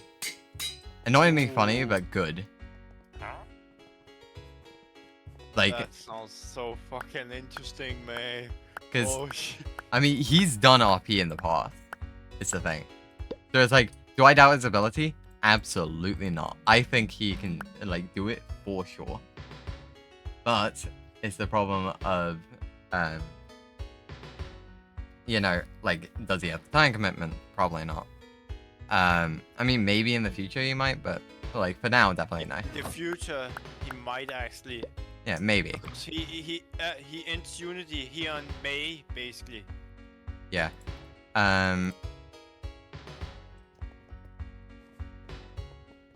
But like, if I'm going to introduce him into any RPG system, I feel like while a lot of people would say D&D, and I'm kind of inclined to agree, like it probably should be D&D. because it's the most versatile. I feel like he would akin more to the Pokemon. Is Pokemon Tabletop United. Because then he could also bring along his favorite Pokemon, Psyduck, because there's only a few restrictions to start a Pokemon in PTU. But like I know for a fact that Psyduck does apply. You can have a Psyduck as a starter, and I'm sure he would actually adore that. You're gonna sue Minecraft? What did Minecraft do? Did you knock over your boats again, Frosty? Is that what you did?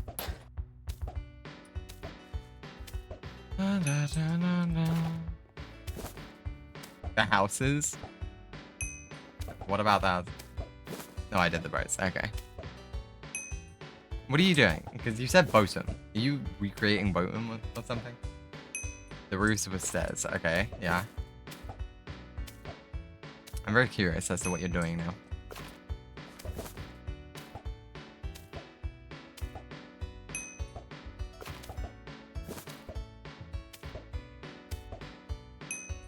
I did make bottom. Now I'm doing my house. I see. See, when you say you made bottom, did you make the bottom pole? Or did you make the entire bottom area?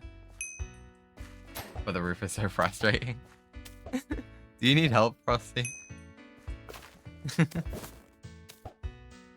If so, go to the NSC6002 YouTube channel and go to How to Build.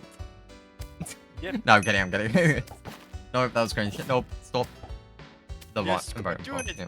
Sub to Neon's channel. Okay. No, the tutorials are old. Like, I mean, if you want to watch them, go for it, but you have a design. I mean, trust me, roofs are pretty easy. Like, once you get down a couple of roof designs, trust me, you'll never really look back. You only need like 5 different roof designs, and then you never have to look back at roof designs ever again. I mean, it's kind of cool to look at some new ones every now and then, but you know, I generally just go for 5.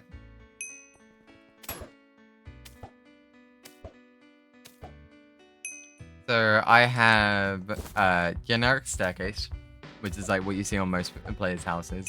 You have slabbing you have slabbed roofing.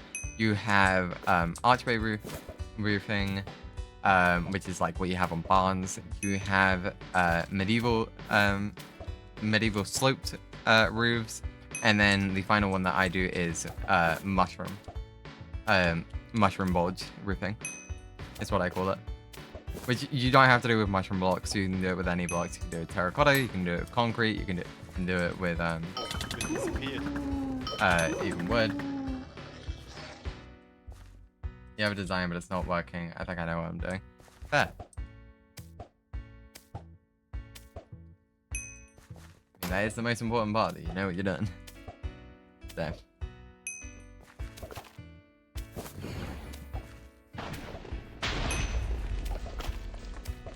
Trial and error. Hog.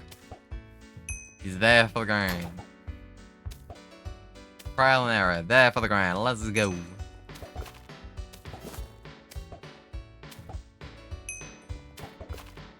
Like, to be fair, like, roofing...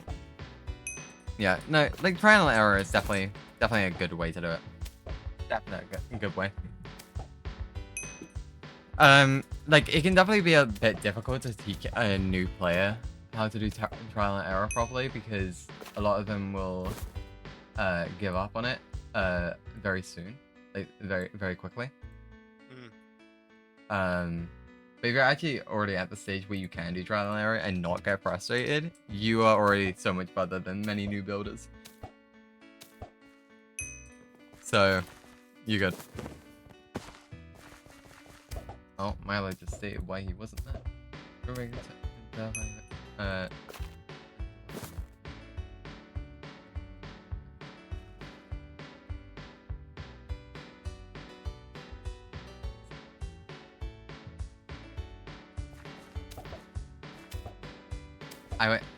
I wish I just stuck to being the group potioner. Oh right, you're doing Yeah, I remember what you're doing now. Yeah, I remember what you're doing. Yeah, you were doing a group empire, right? What are you question marking, Rainbow? He's question marking his life. True. I would question mark his life too. Ooh. Different group. On win.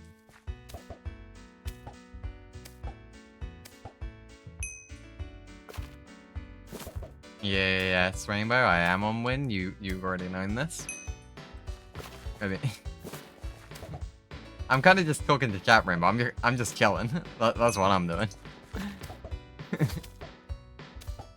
Martin Frosty. Are you sure, Frosty? Are you not the one who said, I'm remaking my empire or something like that? Because I swear that was you.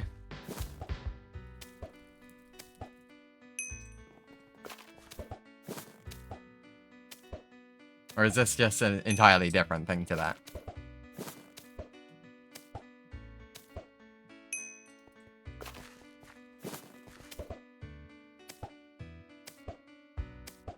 It's gonna be an animated series? Damn.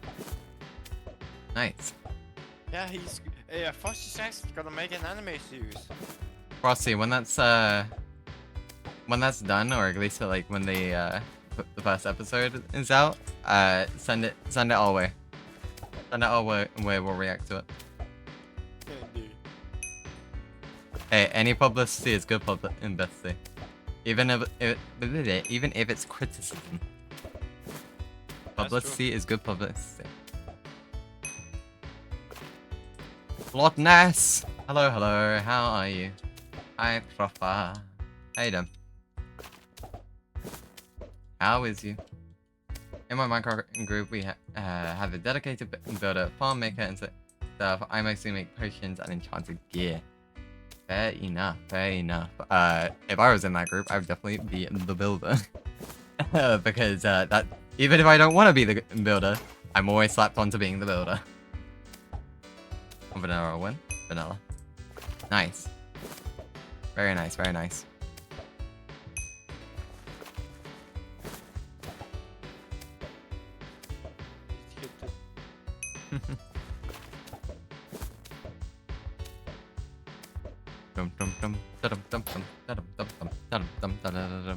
What are you up to, Sunfly, right now? Basically doing the breaking point quest, basically. Fair enough. Chocolate or vanilla or strawberry? Controversial takes. I don't like the taste of strawberries. Like, if we're talking about ice cream, strawberry ice cream's okay. It definitely doesn't compare to either of the other two. Chocolate, if you eat too much of it, it can get a bit too sweet. So personally, out of that list, I am going with vanilla. That's a war crime? Well then I guess I'm committing multiple war crimes. Because I'm about to state something that's even more of a war crime. My favorite kind of ice cream, unironically, is chocolate chip with mint. Huh. Mint chocolate chip is my favorite ice cream, unironically. And this is where I get all my hate comments. Cancel! Yep. Unfollow, no! Blocked. Look, I like mint chocolate chip. And then my second favorite is coconut. I really like the taste of coconut, okay? I'm following now.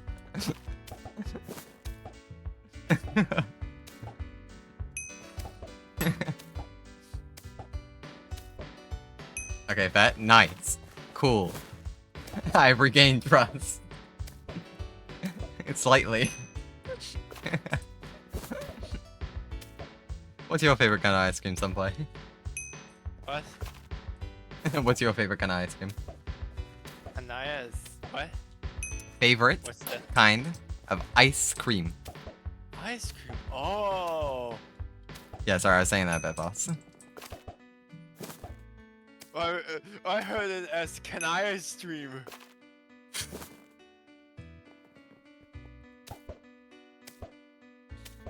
They wouldn't answer CIA next. But if you like mint on its own, you may as well get the go eat toothpaste. But Minion, I heard it's a canine stream. Canine stream? I don't know. I heard it as you said that. What's your favorite Oh, canine stream? I see. Yeah, I understand why. It's because I went kind of ice cream. I talk fast, bro. I'm sorry. It was some kind of knife or something like that. I was like, huh? But my favorite ice cream, I don't fucking remember. I kind of like everything. So yeah, no, Rainbow, how's the 999 call going? They pick up? Because the FBI didn't pick up for you, the CIA didn't pick up for you. Did 999 pick up for you? Or do they not care about your complaints about my taste in ice cream? Like, I don't have mint chocolate chip all the time. It's just my favorite flavor. Like, it's not something that I have often. In fact, I barely eat ice cream.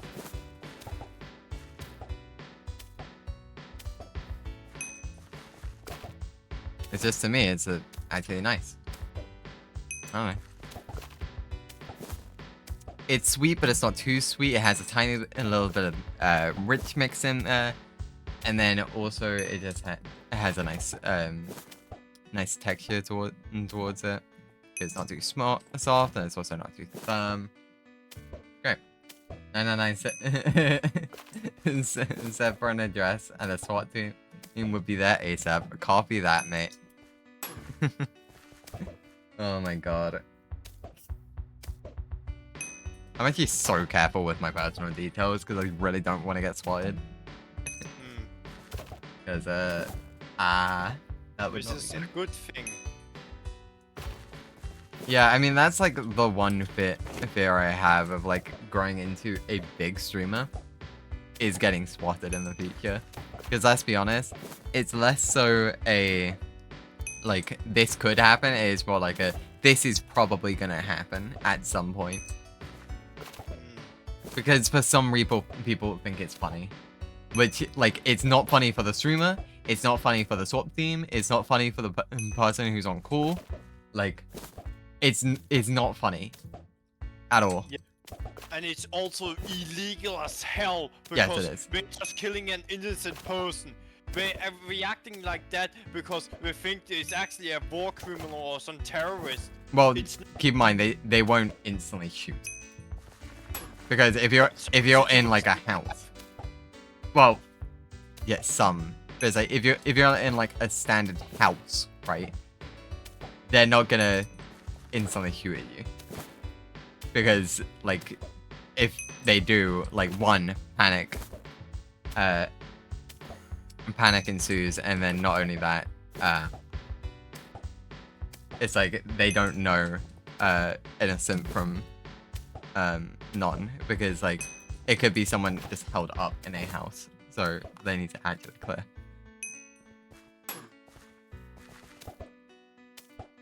But let's drop that.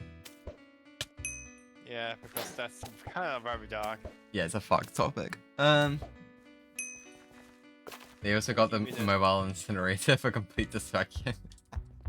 Bro, you can't incinerate me. Have you seen the color of my hair? I'm already on fire. Because even I don't like that topic, honestly. Yeah. Ugh. Because I remember once, a Shredder user actually fucking died because he had a weird name Amandia. Because the person, some fucked up on the internet, wanted the name, swallowed him, person died. Yeah. Of a heart attack. Like. With the details I gave them, the firing on site. God damn it.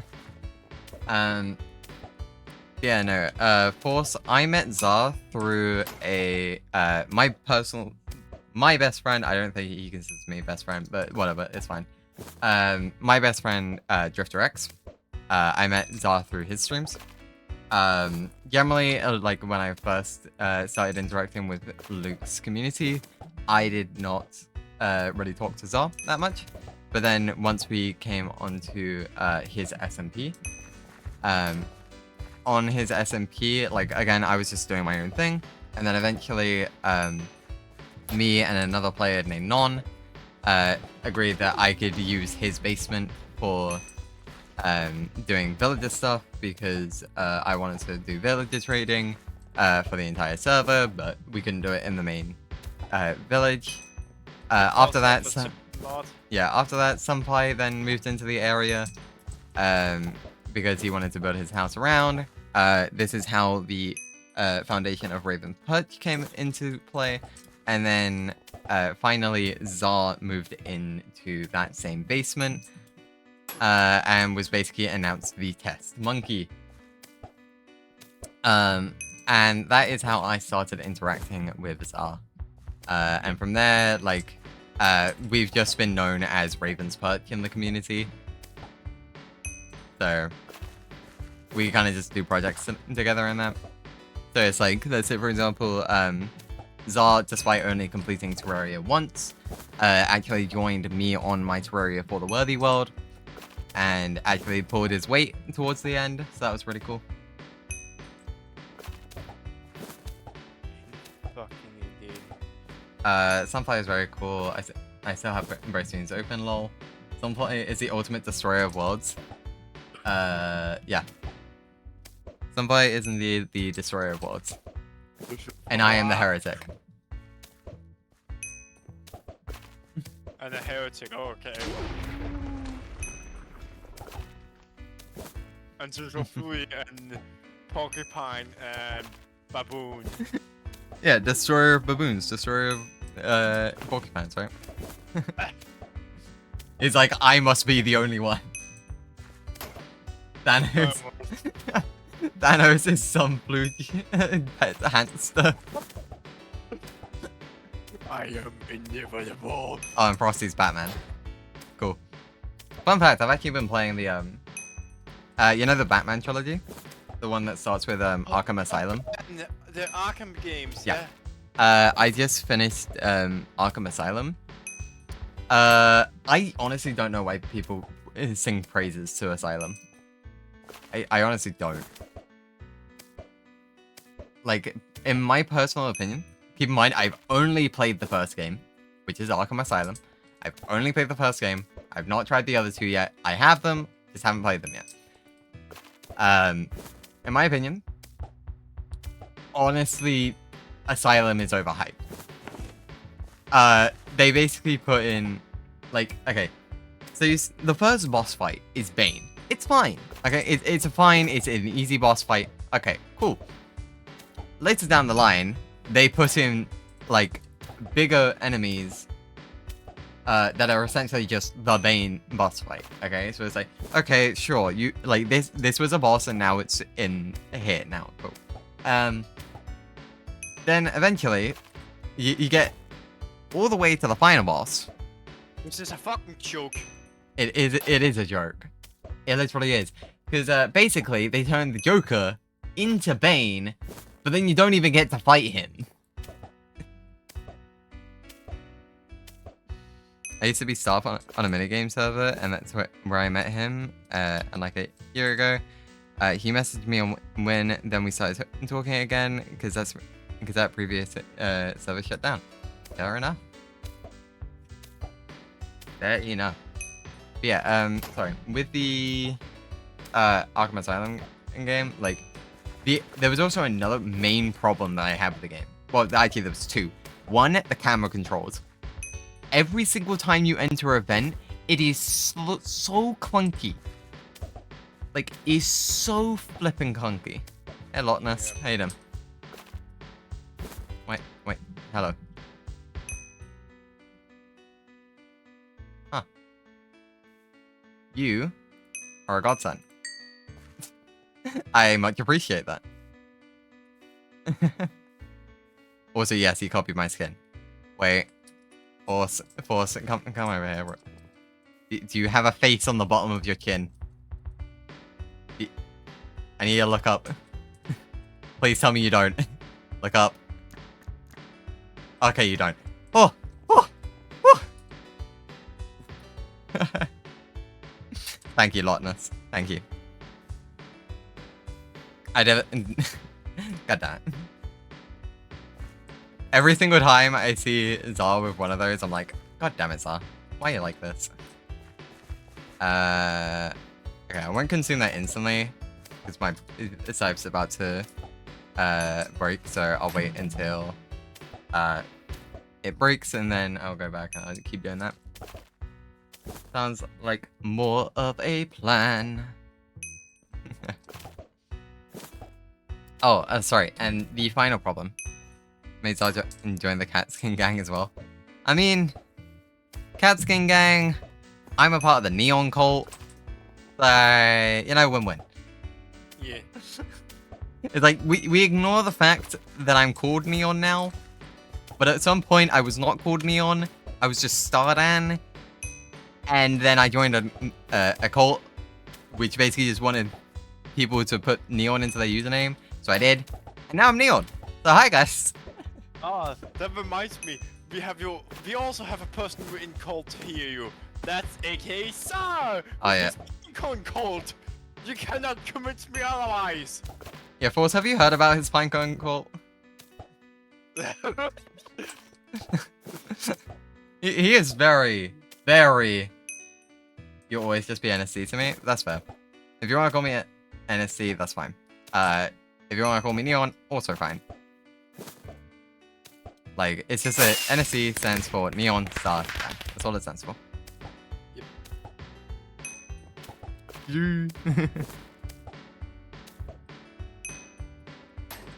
Yeah, I'll just wait until the site breaks, and then I will use these scrolls. And thank you so much to Lotness for giving me these. Thank you so much. Once again, I will say it, the Wynncraft community is too nice. Too nice to streamers. I'll call you Bob, sure.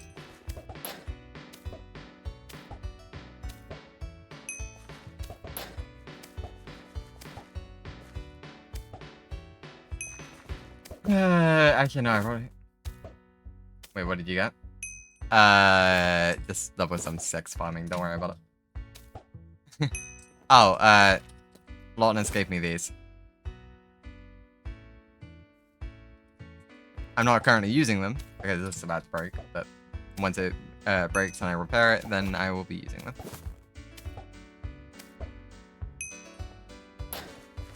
Very easy, very, very easy.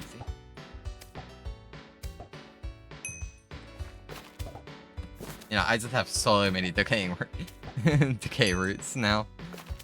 Decaying roots. I'm sure I can probably sell them, and then by the time next week, probably like some of them would be sold. Probably. Probably. Probably. Who knows? No. Oh yeah, sorry. I keep getting sidetracked. The final problem that I had with the Arkham Asylum games was the fact that the sprint button, the dodge roll button, and the interact button are all on the same button. Oh, yeah, Why? That was also my problem with the game. Oh my god, that was so terrible.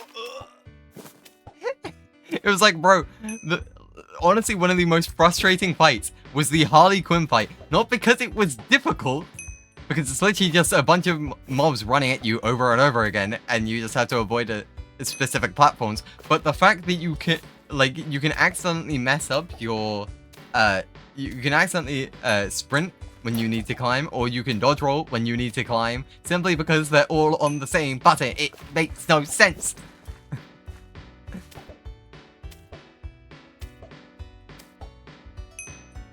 My Minecraft in base looks like good. I'm gatekeeping this. Fair. So, what are you thinking of for your next weapon? I haven't really looked yet. I probably should. I have my in-game weapon until I get a mythic, basically. Yeah, let me break this scythe. I'll go back to town, and then I will go look. My next weapon, I did have. I looked at 2. Did Molly also not remember the levels. choose your weapon too? Hmm? Molly, didn't Molly? What? I'm confused. Didn't she suggest you a weapon too you could use? Maybe? I don't remember. Okay. I'll probably use luck again, that's fine. B. I know there's one that does water damage. And that one's really good. I don't remember what it's called, but I do remember there's a water mythic that's really good, especially for Acrobat. That's all about like mana regen and that, which makes it really easy to do my flight. Nirvana, thank you. Thank you, Force. Oh, sorry. Do these scrolls have enough duration? Because I don't know if I screwed up or not. They're around about 3 minutes long. That's fine. They really help. Don't worry. Thanks so much. Thanks so much, Lotness.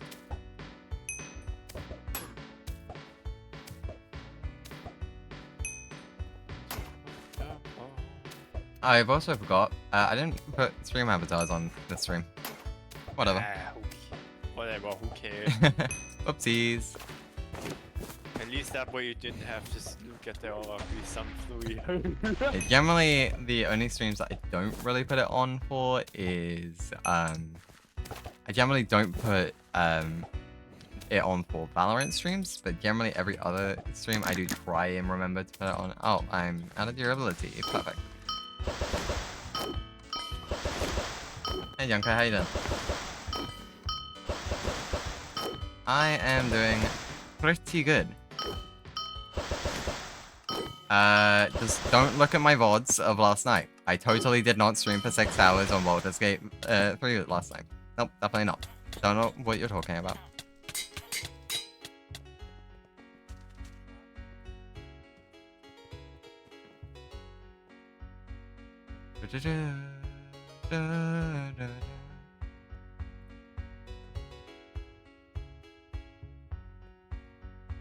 Bloody ads, yeah, sorry guys. But you know, you can always remove the ads by subbing with Prime. Oh, I'm kidding, I'm kidding. Getting turbo, even though that's not recommended. Yeah, no, don't do that one. Yeah, don't do that one. Don't do that. I mean, you could, but it's, yeah. It's a scam.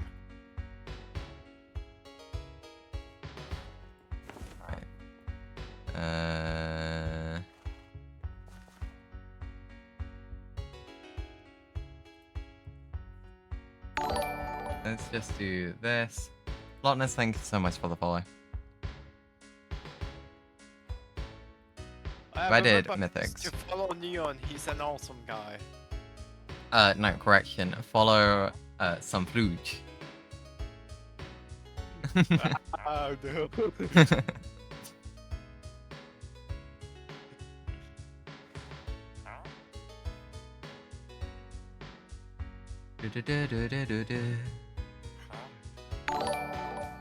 Well, that's the main reason I'm currently just focused on my maze. Is just basically getting a character ready for the Puma update, basically.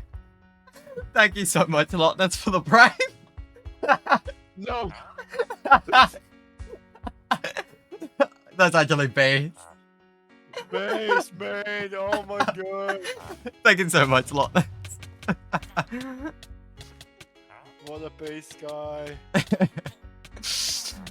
Don't worry about it, Frosty. Hi, Zah. I can tell that's you. I don't even need to look at my screen. That's the Pinecone man. He needs to see Pinecone.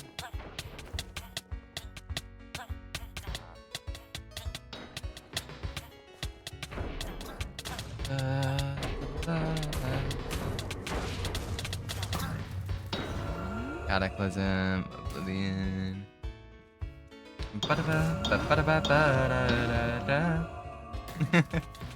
Yes, Prime.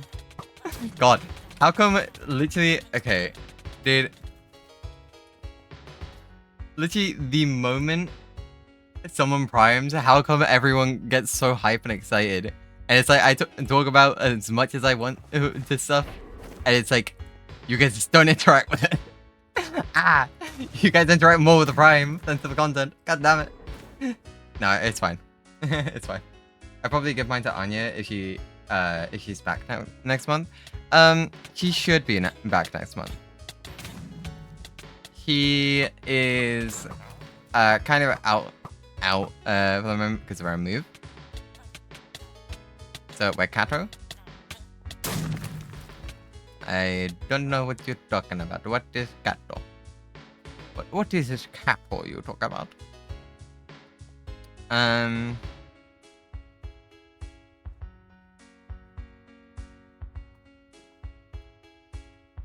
Yeah, generally I think it is just Nirvana that I go for.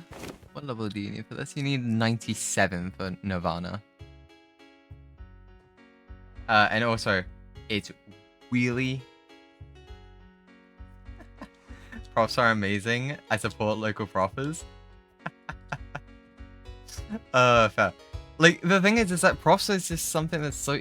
Like, I was having a discussion with Milo, like a week or two ago. Milo's a member of Lavacraft, and he was like, I don't stream Minecraft because it's so grindy. It's like, that's like the perfect time to stream something. Because when you're doing something grindy, you can easily talk to chat. It's so easy.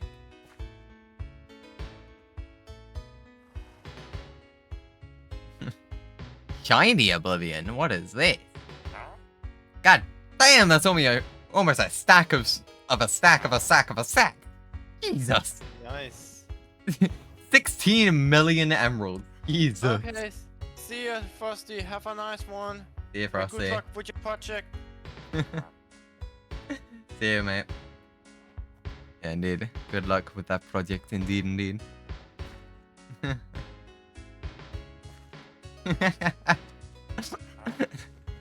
Be nice.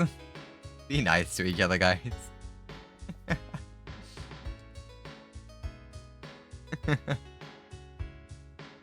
Oh, god damn it. Yeah, so if I was gonna go for a mythic, it would either be Cataclysm, Nirvana, Inferno, Grimtrap, or Oblivion, right? That's basically the 5 options I'm seeing. Oh, or Weathered. Let's see. Weathered. Its thing is to do with Vanish. I don't use Vanish. Weathered's off the table. Bye, I hope it's not chilly. Indeed, yep. What are your prop levels? Definitely Nirvana. Yeah. The only reason why I'm looking at other things is because Nirvana are expensive. That's why I'm looking at other things. But yeah, I think you're right. I think I'd just go Nirvana. It's just really expensive. So let me clear these. The quest is crashing itself. Oh no!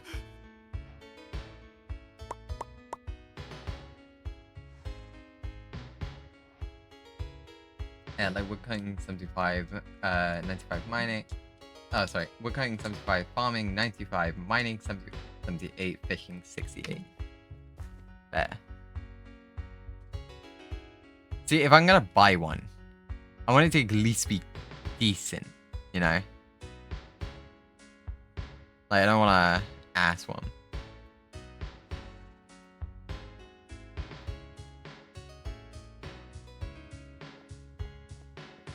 Like, something like this. But that's like 3 stacks. Okay. Mommy.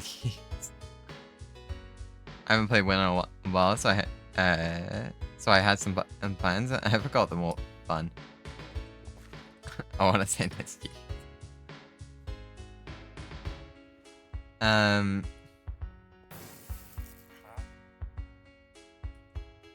Yeah, my stats are... I am 69 in fishing. Unfortunately, I'm gonna have to break that, but... you know... Because I'm the one who does cooking for our guild. Just buy an Nirvana and gamble for real.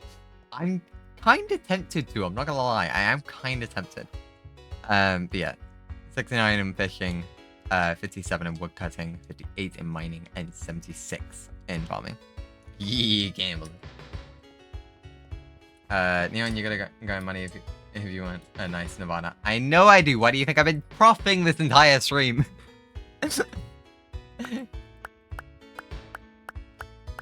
You think I do not know this? Look how much I have. Look how much I have to sell.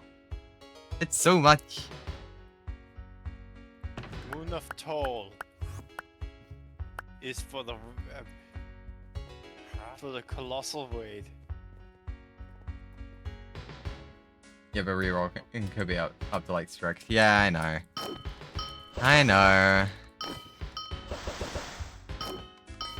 Which is why I'm thinking of buying a nice one, and then buying a cheap one and then re-rolling the cheap one. Because that sounds funny.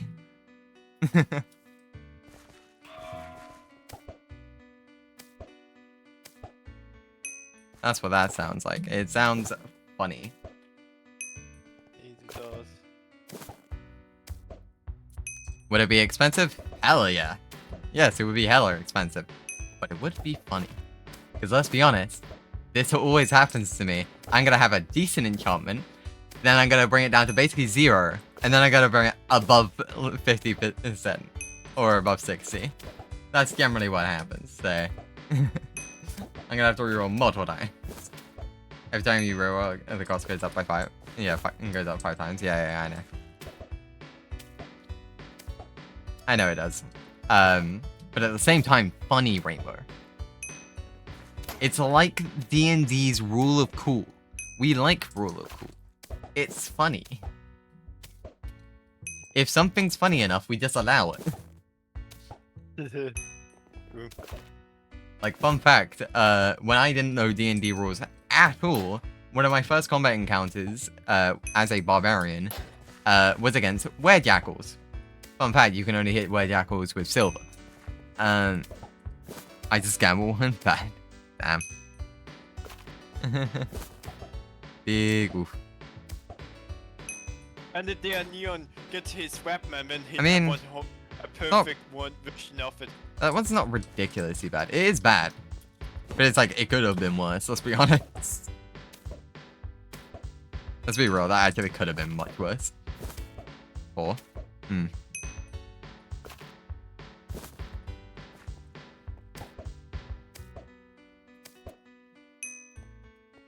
Like, I would definitely go for a better one, but... God damn! God damn! So much health decrease. That's one that's the one I use? Damn. It's a lot of health decrease. It is a lot of health decrease.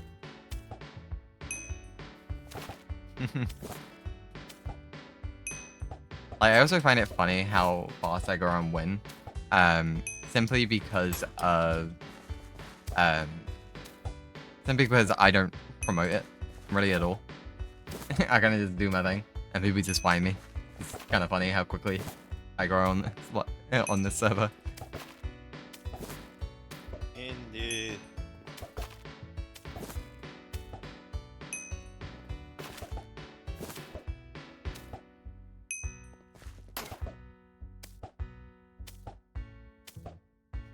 Because I will say Wynncraft have definitely helped you grow a lot. Oh yeah, definitely. It's just like if I'm gonna be playing different games, I need to find overlap games. So like that's why I was like, you know what? I think Baldur's Gate you guys actually won't mind watching, and it's a game that I just wanted to play, because I haven't played it before. So I was like, I won't mind watching that. yeah, it's okay. It's like it's like my community is mainly Wynncraft people. What do Wynncraft people like? They like story. They like grinding. And if I had to guess, they probably like D&D. If I had to guess. Or at least are interested in it, you know. Like, if they've never played it, they're probably interested in it. Because that's how it goes for most MMOs, let's be real. If you're a Final Fantasy player, you're probably interested in D&D. If you're a... Like, I've met, like, a lot of Destiny players that are interested in D&D. They've never had the chance to play it, but they're interested. Like... So I was willing to take a gamble on that one. When it came to Valorant, I wasn't going to stream Valorant until you guys were like, Yeah, like I can't see you as being competitive, and then you set off my competitive side. Yeah, you guys just set off my competitive side. I was like, you know what? Bet.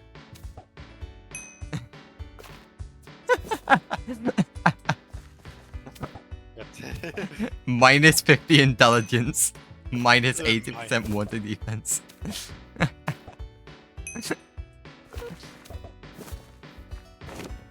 Why is warp so expensive? What the fuck is this? How expensive is it?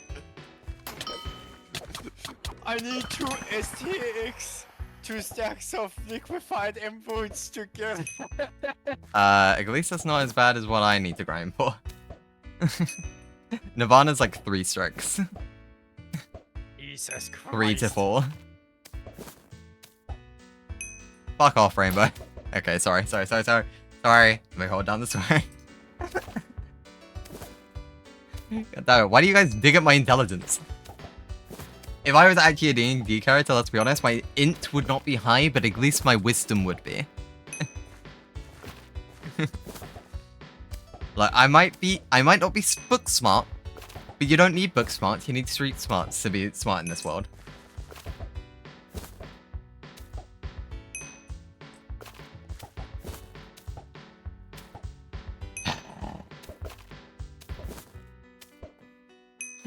Why am I being bullied for my intelligence? I'm not even that dumb. I'm forgetful, sure, but I'm not dumb. I mean, I guess forgetfulness would fall under intelligence now, wouldn't it? I'm not really helping my point. Objection? Oh god. Under section 2TA. You ever gonna get a GPX set? I probably will eventually, yeah. Sorry, I played too much Ace Attorney recently. Yeah, I've been seeing that. I have been seeing that. I'm not gonna lie.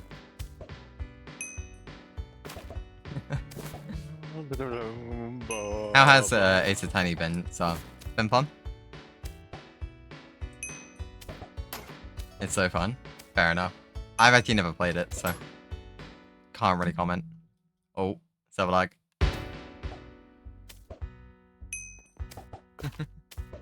Yeah, I probably will get a gathering set eventually, remember. Maybe he won't.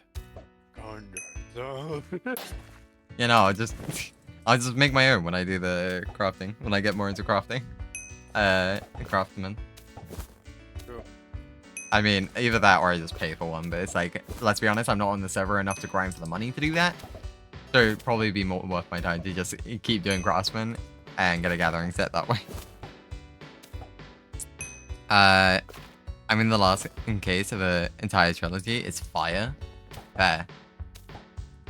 Maybe at some point. Maybe at some point we'll do a playthrough on it. Maybe. You should grind ingredients so they can sell for a lot. Yeah. I remember it's actually some ingredients are really easy to grind for, and some are just pain. Is the only word I can think of to describe it. It's just pain. Pain. Like let's say for example, at level like 50-ish, bandit rations are actually really easy to grind.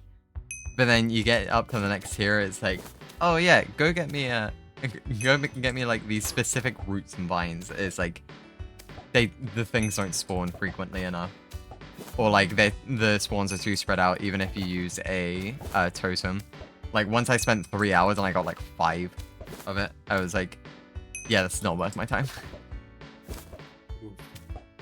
So I just went back to bandit rations. On the market before it. Let's see how much it costs there. Yeah, like definitely they can be very, because I have looked at the market. I know that ingredients can sell for a lot. They are great. It's just I've not really gone to get them. Because it's not looting. What's the enchantment that you would want for gathering stuff like that? Because mainly they come off of monsters, right? So Looting. oh, it is looting. Yeah. Sorry, I thought Looting loot. basically Oh. drop More I shit. was I was thinking of stealing, right? That's the one that drops emeralds. Yep, that's Yeah. emeralds. Yeah, so it's looting. Okay. Higher looting you have, the higher drop chance shit has. Stealing is just basically you have your attack have a chance to steal emeralds. Yeah.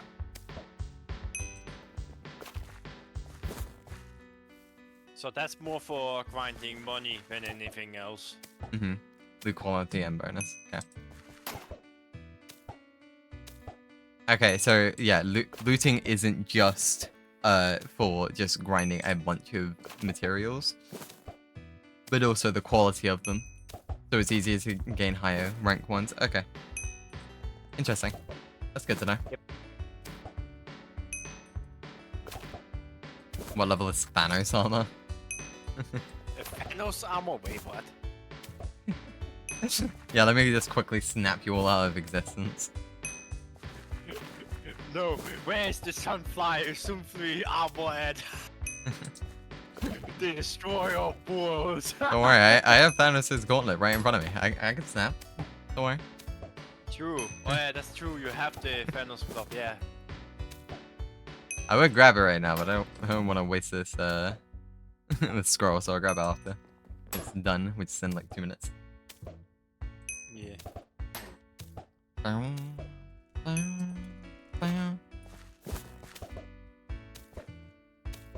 Yeah, I'm down to get back into Baldur's Gate as soon as I can. It just comes down to when that's gonna be, because who knows? Like I might do, like, depending on how I'm feeling, I might do a Baldur's Gate stream or I might do a Valorant stream on Thursday, because let's be honest, sometimes you can get really burnt out from playing Valorant just like over and over again.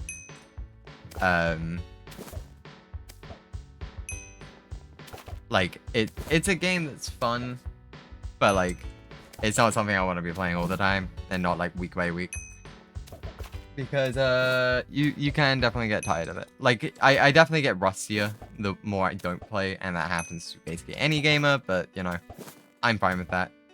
I actually am. Like right now I'm not competitive in grinding it. Me and my trio were, but we're not really doing it much right now.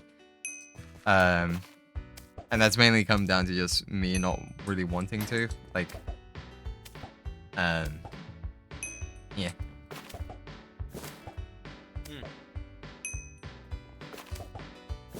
Remember Thanos?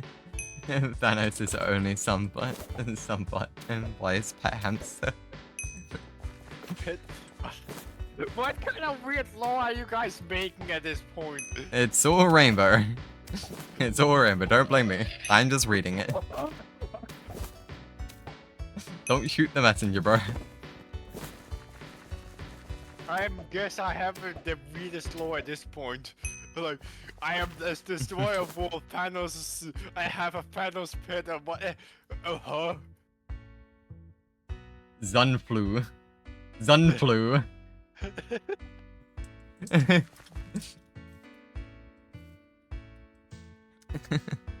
What was I looking at for you guys again?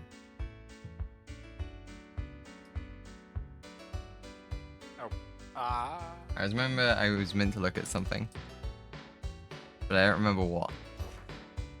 I'm here now. He has returned, the Messiah. I am in the void. Let me use the trick. That trick didn't work. Porcupine is only a puppet, and the puppet master is pulling the strings. The porcupine is only a puppet, and the puppet master is pulling the strings. Yeah, what was I meant to look at again? I said I was gonna look at something, but I can't remember what I was meant to look at. My memory, guys. Who enjoys my memory, guys? It's just all paprika. It is the paprika. Da, da.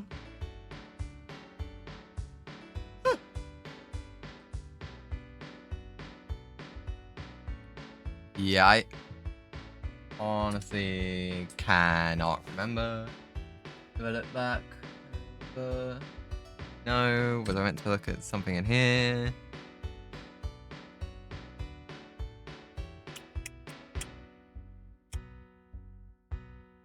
Oh, no, I remember.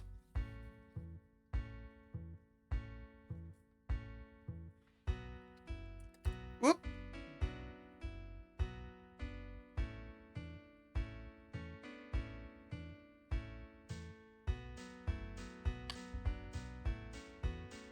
Did Neon just vanish? What? No, I'm good. Uh, That I picked up the gauntlet and it kind of broke on me. So I had to put that back.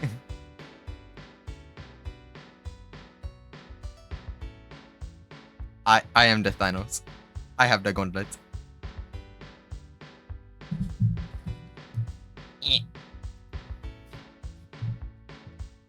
I hate I need to be a level 100 for most of my gear. Yeah, that is unfortunate. I mean, for me to use Nirvana, I need to get up to 97. Ah, I see. So I guess I'm gonna be building towards what do you call it? Like a level 100 gear set, so level 90, which is fair to be honest. I'm going to call. I mean, by that point, it may as well just be and max level. grinding there. Mhm. Get out there. Yeah.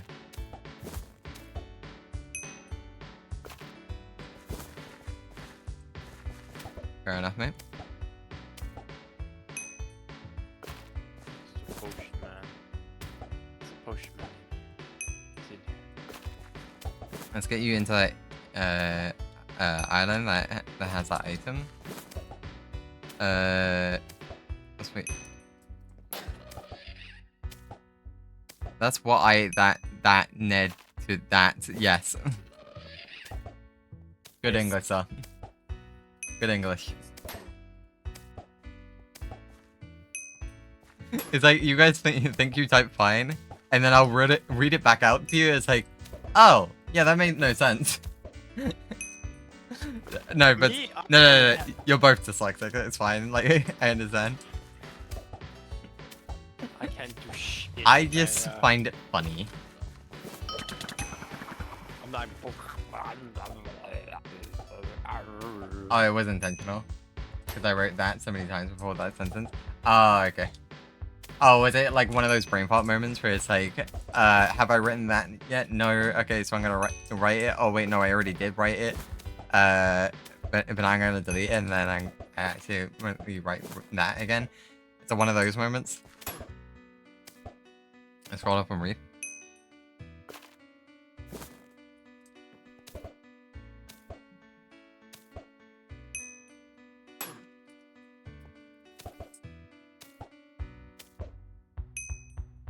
I see. Yeah. Yeah, I see. Ouch. Yes, he did indeed do that a lot of times. But to be fair, that is like a conjunction word. So, that's fine.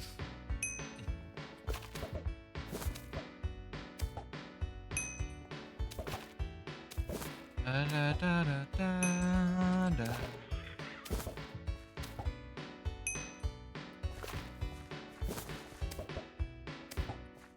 That, yes, that is fine.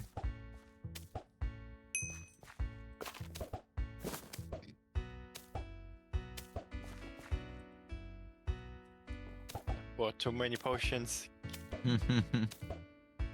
Too many potions, I'm drowning in them.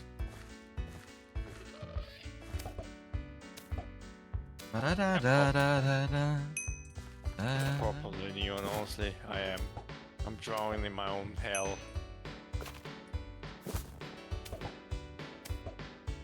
Because I'm taking too much copium. Bro, I swear to God, I keep saying copium in front of my friends, and they're like, "What the fuck is copium?" It's like, oh, you poor innocent thing. How do you not know what copium is? I keep being like, yo, like you clearly have a massive stash of copium. Can I have some? And it's like, what the fuck is copium? It's like, how do you not know what this is? It's been a thing for like 4 or 5 years. Like, how do you not know this? Because, mate, it's actually, you know, copium cannot be cursed, but cope is a mechanic all human has. Yeah, exactly. So you should. No, it's like, it's not even just copium. It's like I need to explain what Sag is. I need to explain what Dej is. It's like, bro, they're emotes. I know you're not on Twitch much, but come on.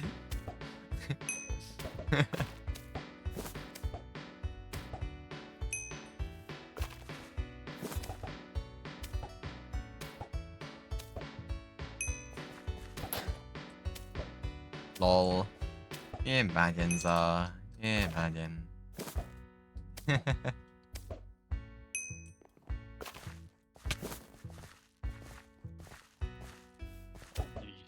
that hurt.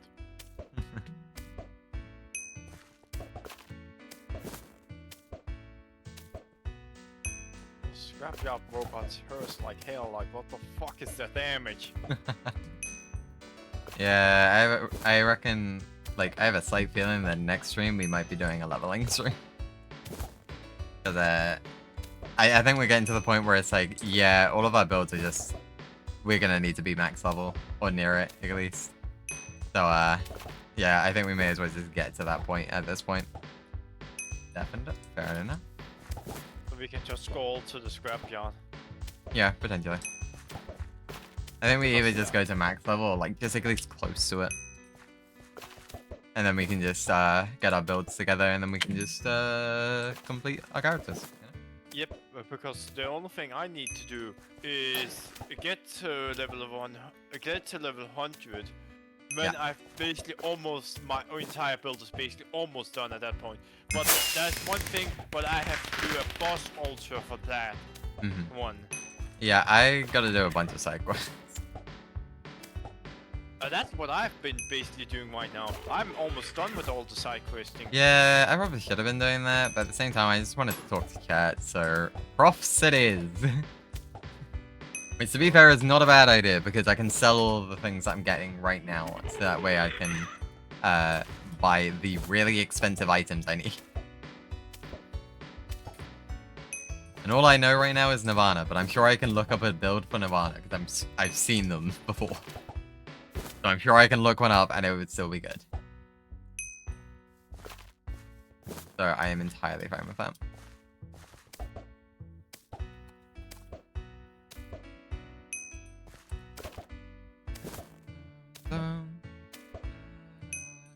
Man, these robots hurts like hell. What the fuck is that damage? My god. I am even using buffs too. Like, what the fuck? Robot go. Deep, man. Yeah. I mean, another game that I kind of want to stream is Helldivers, but I don't know how interested you guys would be in Helldivers. I haven't played it yet, but I am kind of down. Because I feel like it's like the right mix of like a Destiny-esque feel, and then also just mob shooter, and also just funny moments. Like so Evil Company Kick. Yeah, but like less people. And also you need to be paying more attention, you know. That game looks fire, I know it does, and I really want to try it. But I haven't found the time for it, you know. Like just how I didn't find the time for Baldur's Gate, and now I'm playing Baldur's Gate. And now you're just so addicted that, rip 6 hours. Oh, gone. But that's not my fault. I'm not blaming you for you, because that means you're enjoying it, and that's the important thing. True. See, some play gets me, chat. Fucking, Frosty was yelling at me last night because it was basically midnight. They were just like, yo, why are you still up? Like, still streaming? Why are you here? Because you came in when it was like 10. And it was like by the time Frosty came in, I just lost full track of time. Like normally I can tell when it's like I've streamed too long because like my throat starts to hurt or something.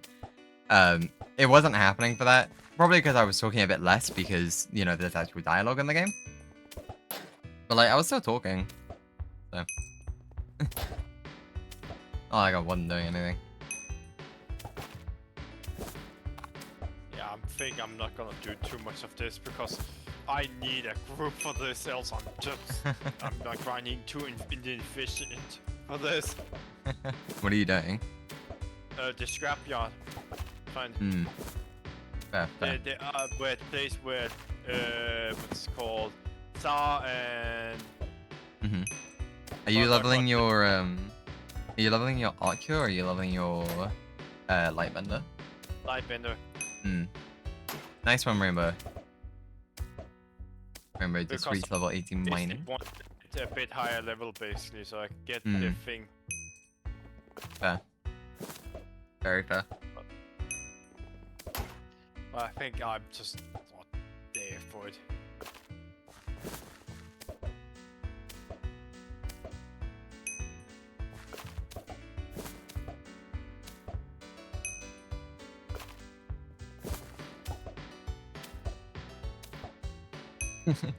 Message civil. Oh, you're bad. I mean, the mate's selling warp right now, so if you have a spare hero or idol, that's alright. You might want to message him. I don't have any of those. Oof. Unfortunate. No, shut the fuck up, both. It's not even Bozo, it's Boido. Sounds like a Pokemon. Go, Boido! It literally just sounds like Weasel.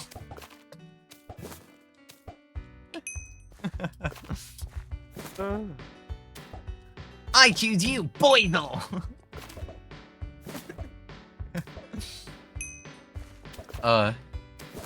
It's just a Weasel, but the flates have been, the inflatables have been like deflated, and it's like all just, it's like a rubber tire, a tire that's like gone flat. Fix it.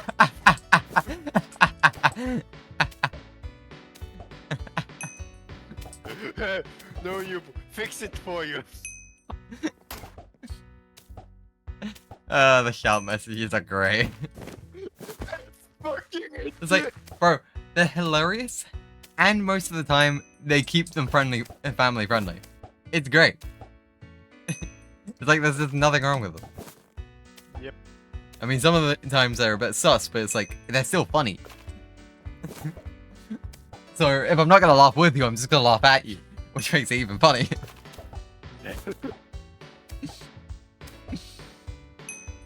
Oh my god.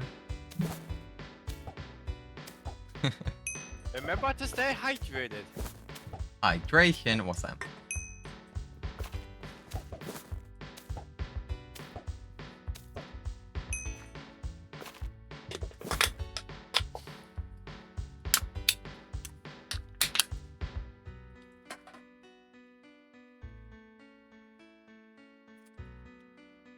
Ah.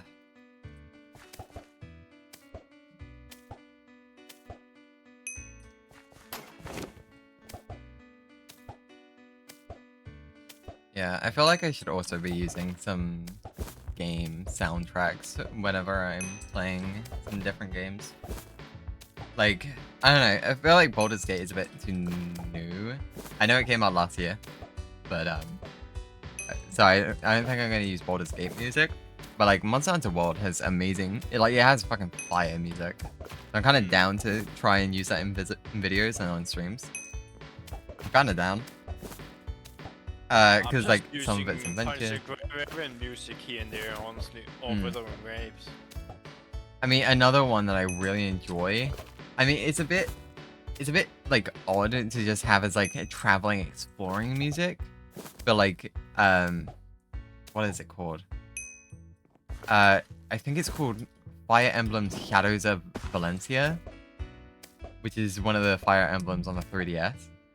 That was a really fun game. I'm generally not into that kind of game, but that one was really fun. It's gotten me to like consider playing other ones, like say for example like Octopath Traveler, or there was another one my friend was playing. I don't remember what it's called. I might have to ask him about that. But it was a really cool one. I mean, it acts similar to Baldur's Gate, so.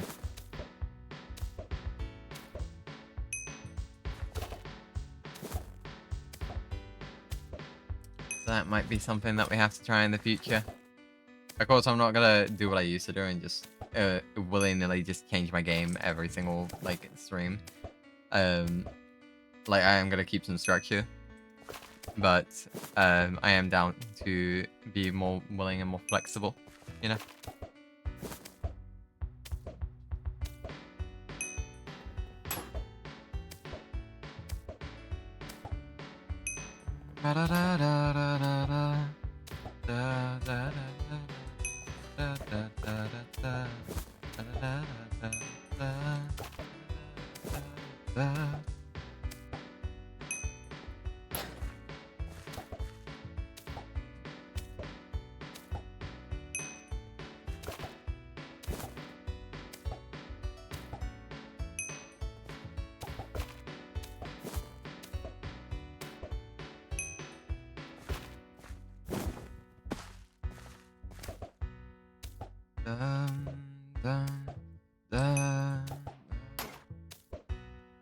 Not gonna lie, late game farming is so boring. I mean, that's fair. That's fair, but to be fair, like, okay, let's also be fair. That's kind of what happens in every game. And whether it's down to burnout, or just, you know that you're approaching the end of the game, so you want it to, like, so it's like, I'm at this final stretch, can I just be a bit faster? Like, just anything like that.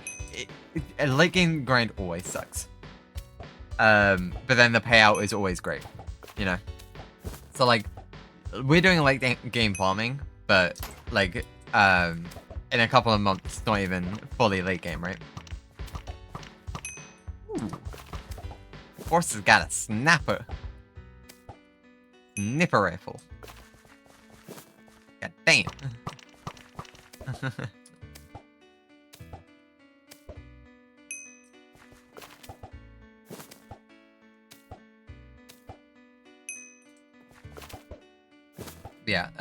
Yeah, farming generally sucks for everything. Called epochs.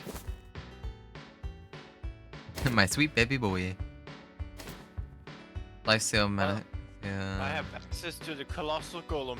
Basically, Nice. you only have to do the breaking point one time, and then you get a gem, and then you can always unlock that rate no matter what for all your other characters, because you actually have to do like 5 other quests to unlock the thing.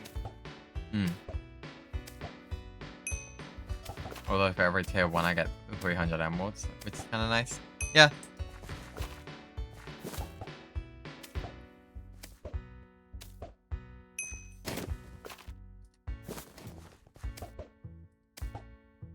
Bad life still. Big oof. It is big oof.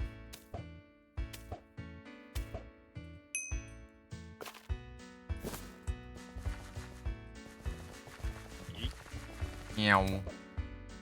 Force has given me the power of speed boost.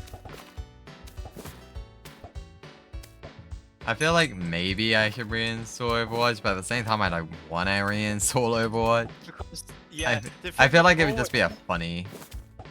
Because Luke has even thought of doing Overwatch too, with competitive and whatnot. Yeah, it's like I don't want to do it alone. Because Luke has thought of streaming it too. Well, it's like it's fun as a group. Because at least if we're pissed off, we can be pissed off together, or at least we can try and bring each other's spirits up. You know? Yeah. But if you're just solo queuing, it's kind of cringe. Yeah. Like, even top 500 players say that. like top 500 players physically cannot like like trio queue or above, unless they removed that since I last heard. They might have, but no, actually, let's be honest, no, they wouldn't have. But like they can only duo queue. It's like, bro, I get it, but like still, they've all been begging for it since Overwatch 1. Like they literally can't do much content because they can only duo. Their ass. Overwatch, yes. A game that I used to play competitively. And I don't just mean on the rank ladder. Although, actually, do you know what would be an even funnier game to stream that's also a dead game? Tier 2. That would actually be a funny game to play. TF2? Yeah. But it's not dead? Huh? No, I know it's not dead. It's just, like, not as big as, like, other games. Like, it's not as big as Valorant or Overwatch, you know. Why enough it is? Bigger than Overwatch, actually. I don't think it's bigger than Overwatch. It had actually had a bigger player count than Overwatch. I'm dead serious.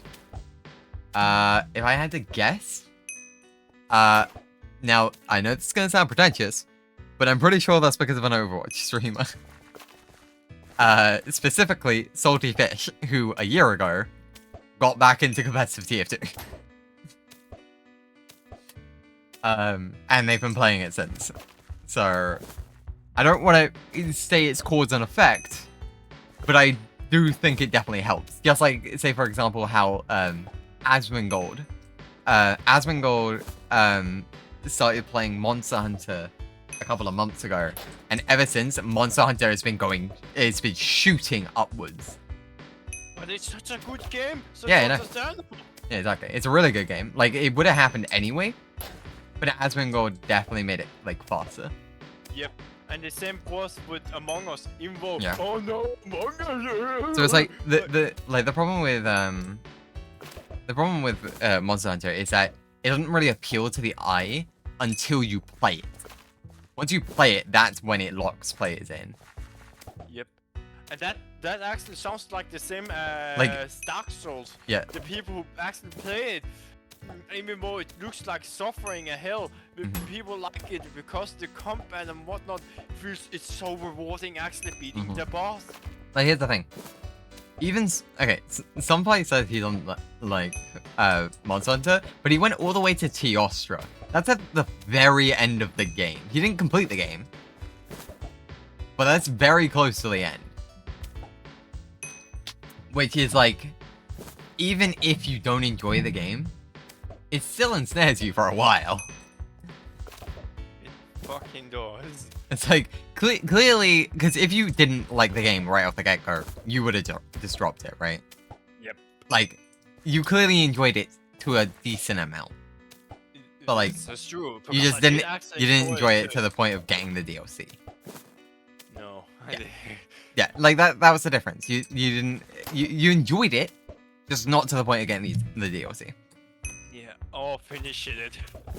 Well, okay, that's also true. But you would have been like, okay, you said that you fought the Necro Dragon. Did you fight Keishola, the Metal Dragon? No. Okay, so you killed the Necro Dragon. You then defeated Teostra. Okay, so you would have had two monsters left. Yep. Oh, actually, it might have been 3. No, you killed Nergigante before the Elder Dragons, right? Pretty sure. The big spiky dragon. You killed that one, right? Spiky dragon? The one that you fight on top of the volcano monster. I'm pretty sure I did. Yeah, I think you do. I think you fight that before. It's just so long since it. Yeah, that's fine. That's fine. Almost the day it came out. So like, keep in mind, I've not even gotten that far in the game. Like I love Monster Hunter the bits. It's just world I have not really gotten into. In fact, I have the DLC and I'm down to stream it. honestly go But for it's it, just, mate. I've not played it.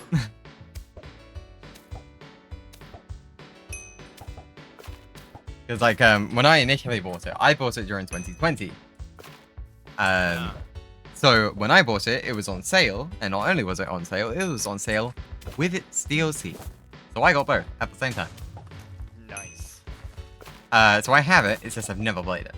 But I am very down to play it.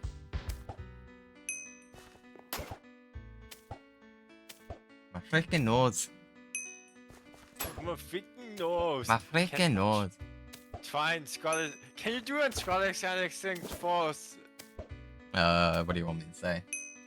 I don't know, some random Scottish shit. You got it, man. You gonna do more Craftsman or finish this first? That is a great question. And the answer is, I don't know. Like, I have the line for you. You're trying to turn a Pokemon into a fire type. because, remember, like, I could either finish this character up, and then go on to Craftsman, or I could start doing both at the same time. But it's like, let's be honest, I'm gonna get hella distracted and just keep swapping between the two, and then neither are gonna be done. So, I like, if you guys want me to do more Craftsman, I'm down to do more Craftsman. But like, I'm not gonna like force it. It's like, if I feel like doing it, I'll do it. But otherwise, like, eh. You know?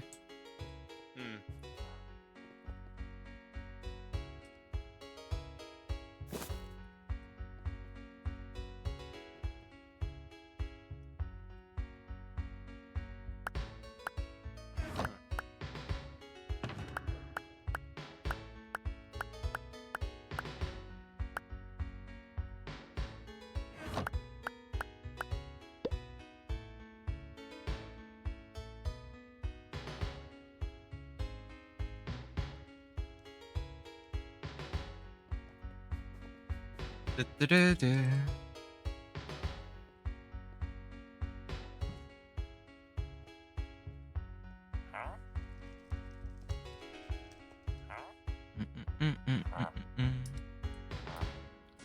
Okay, let's start selling.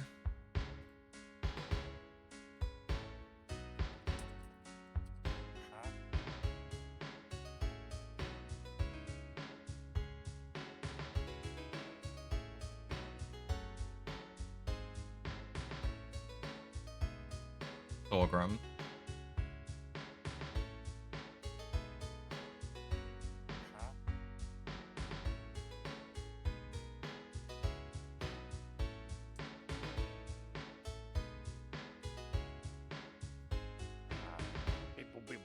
No. No, I haven't gotten to that point. I physically cannot mind that.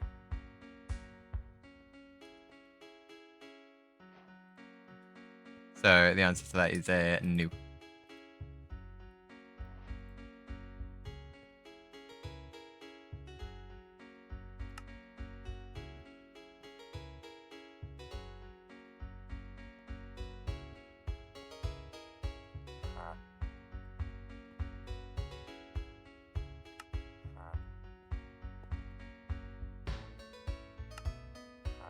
That's much faster. Just fly there.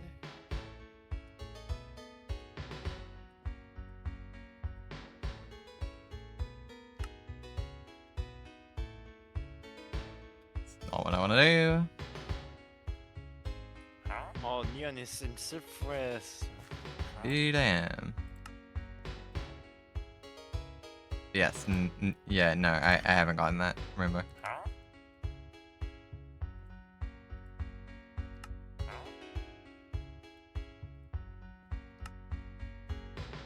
And I've always learned, whenever you're selling stuff, sell a lot of it. So that way it fills up more slots. That way more people think about buying it. Because if there's just one slot, that people are just gonna glance over it. But if there's many slots of it, people are like, yeah, I can just bulk buy this. I can bulk buy it right now. A lot of people like to bulk buy it over doing anything else. And yes, I know I'm selling these at default, but honestly, I'm fine with that.